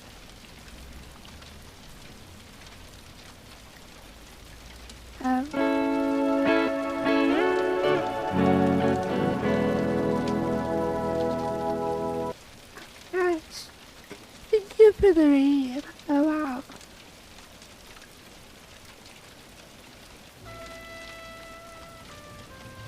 Thank you so much. Honestly though, I'm about to end this well. Oh. What? You can't do it now. You gotta do like 30 minutes because you just got raided. I know. That happens to me all the time. You're not allowed to add.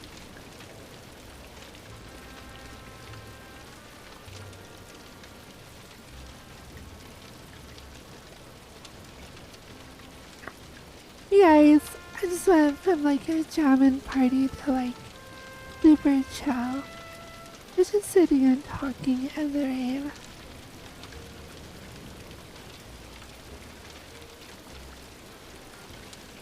I'm doing okay.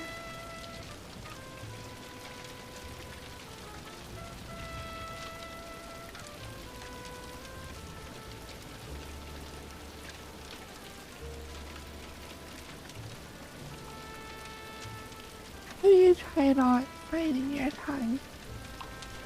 I'm trying, but it's hard.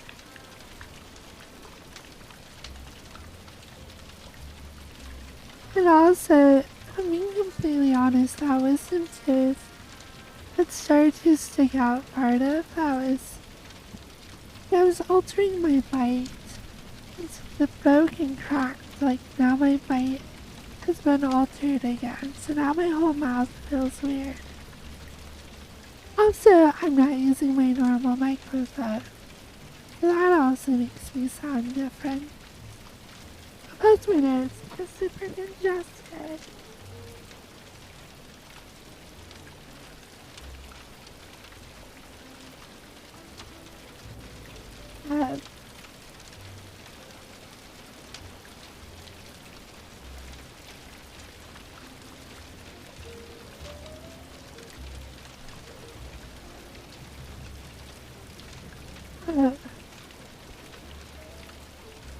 That's the way see this other microphone is held on.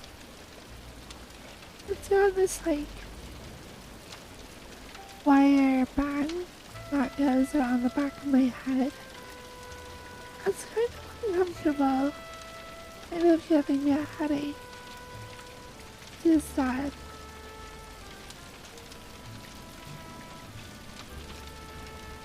I'm sorry, I'm tapped out right now. I know I'm being quiet.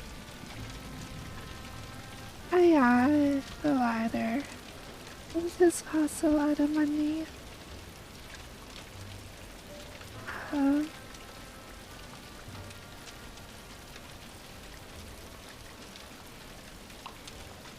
Carl, yeah. Don't worry, I'll entertain everyone.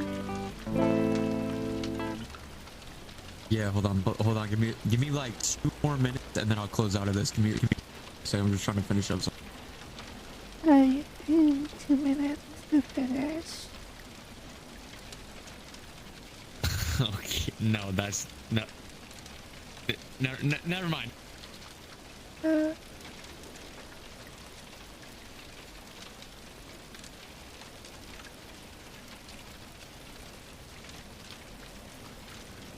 But Hazel, yep.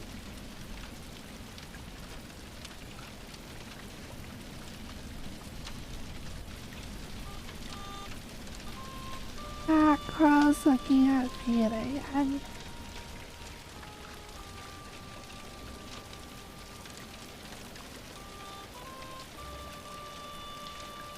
I think, yeah. I can't really see the details of this sweater. This world doesn't have good reflection pits, but I made this sweater a couple days ago.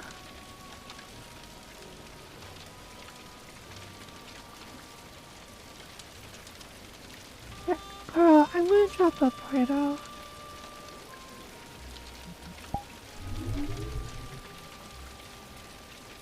Okay, I'm here now. What's happening? I'm dropping a Dropping a portal. Yeah, a similar-ish world that has better lighting pits. Okay.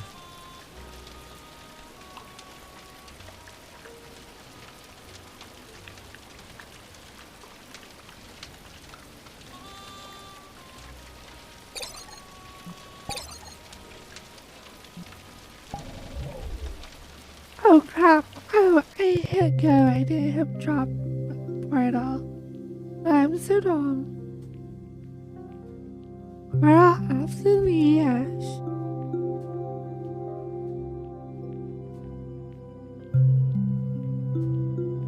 I meant to hit drop portal. I did go instead. I'll invite him once I load in.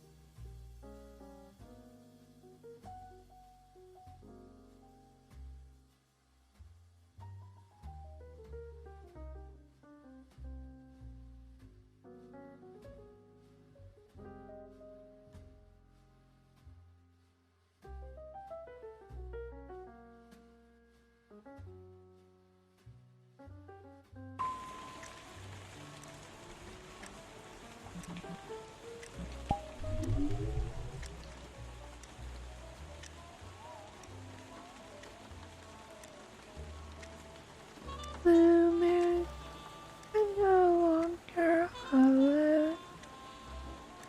Lumen.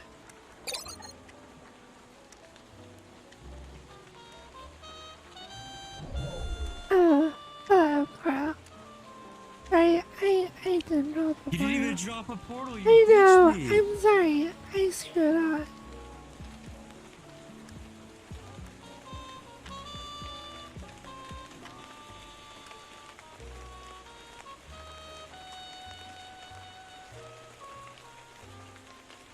Yeah, you can see a little bit better with this lighting. Well, kind of. like a nut pattern to my sweater.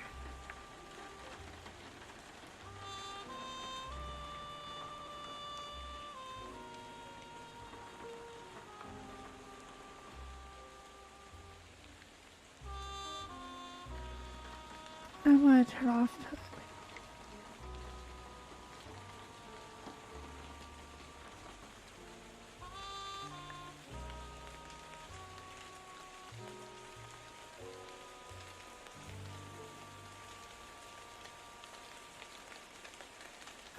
look here.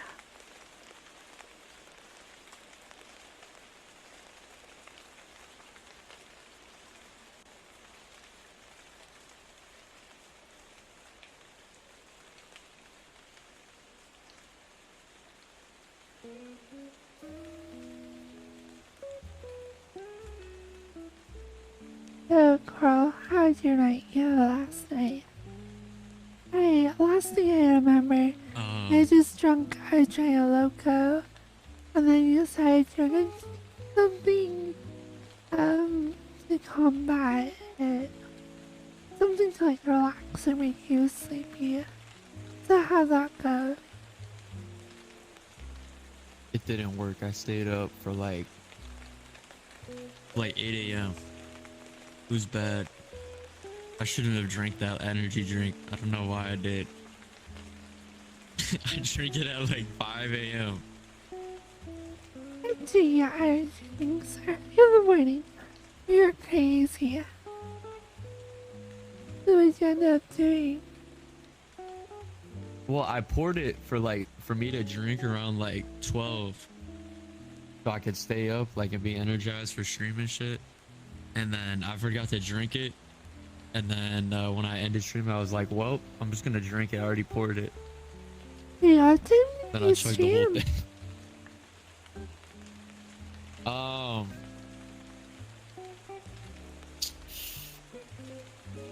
Whenever, that pink room, that was my homeworld, and we're all in there. That's when I ended, shortly after that. I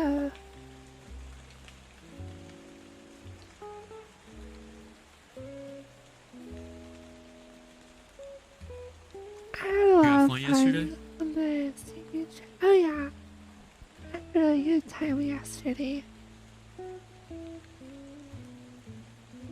It's been a while since I'm trying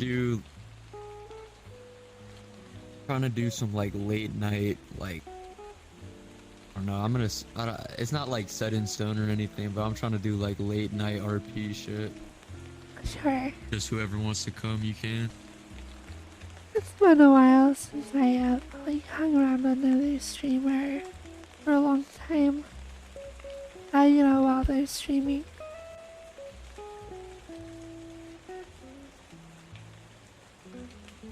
I would stream earlier, but I don't know. I'm lazy and I have work, so it wouldn't work out. Sure.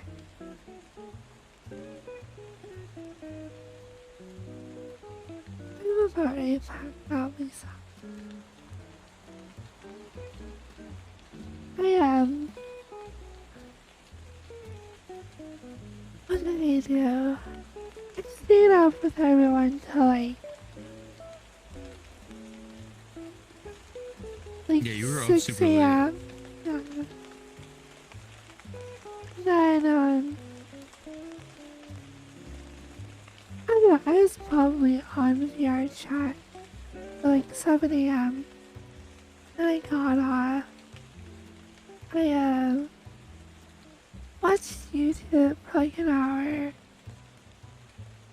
I, took a shower. I made some chicken. I'm still up in my YouTube when I started streaming. I didn't see Did you get any sleep? No.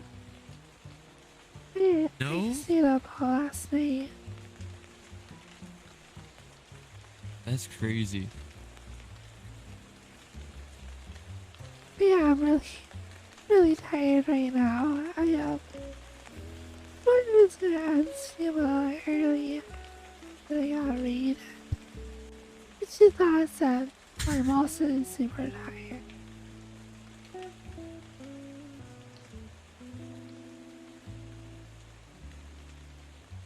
My dumb mouth hurts.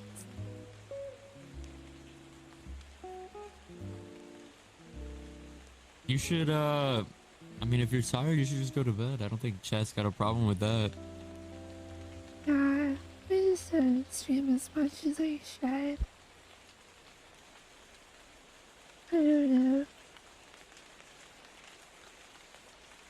I'm trying for time. Yeah, but things really for a long time, but especially since I left the lobby.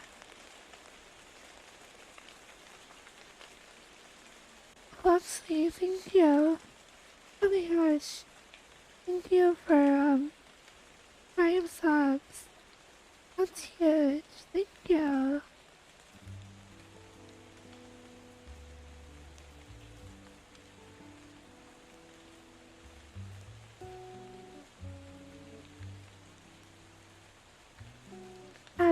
Coral, you have to help me figure out how to read that.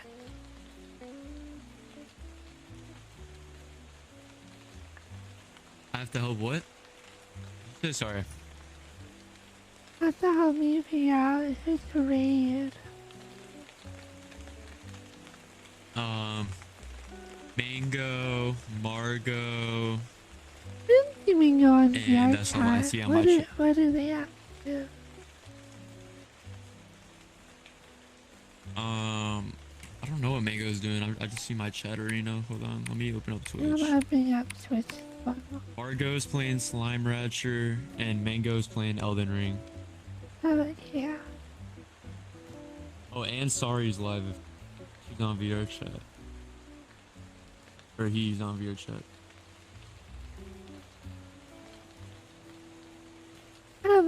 Let's throw you guys at Mingo.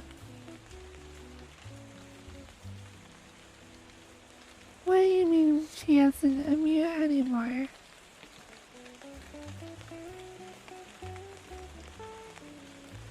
Me? I should be unmuted again. Being unmuted is better.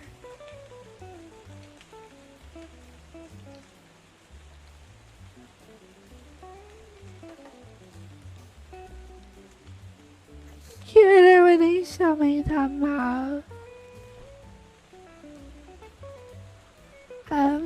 Where would I go?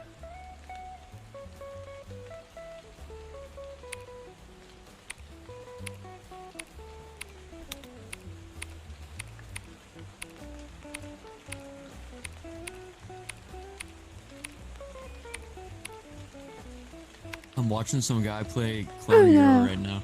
Which is like the Guitar Hero thing. He's crazy at it. He's playing what?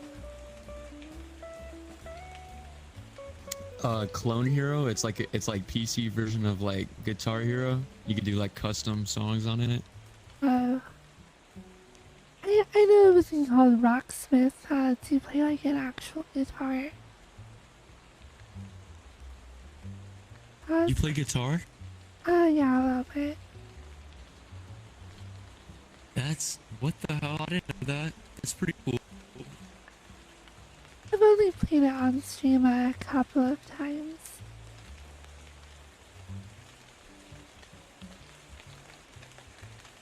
When's the guitar stream? On guitar streams.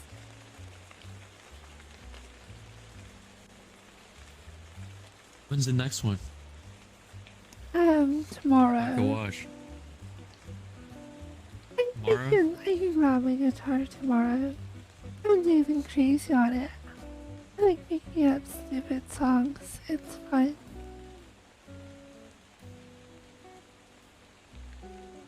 Alright, I'll see you guys. You all, thank you so much for that. Appreciate it. Thank you for all the subs. See everyone. Love you all.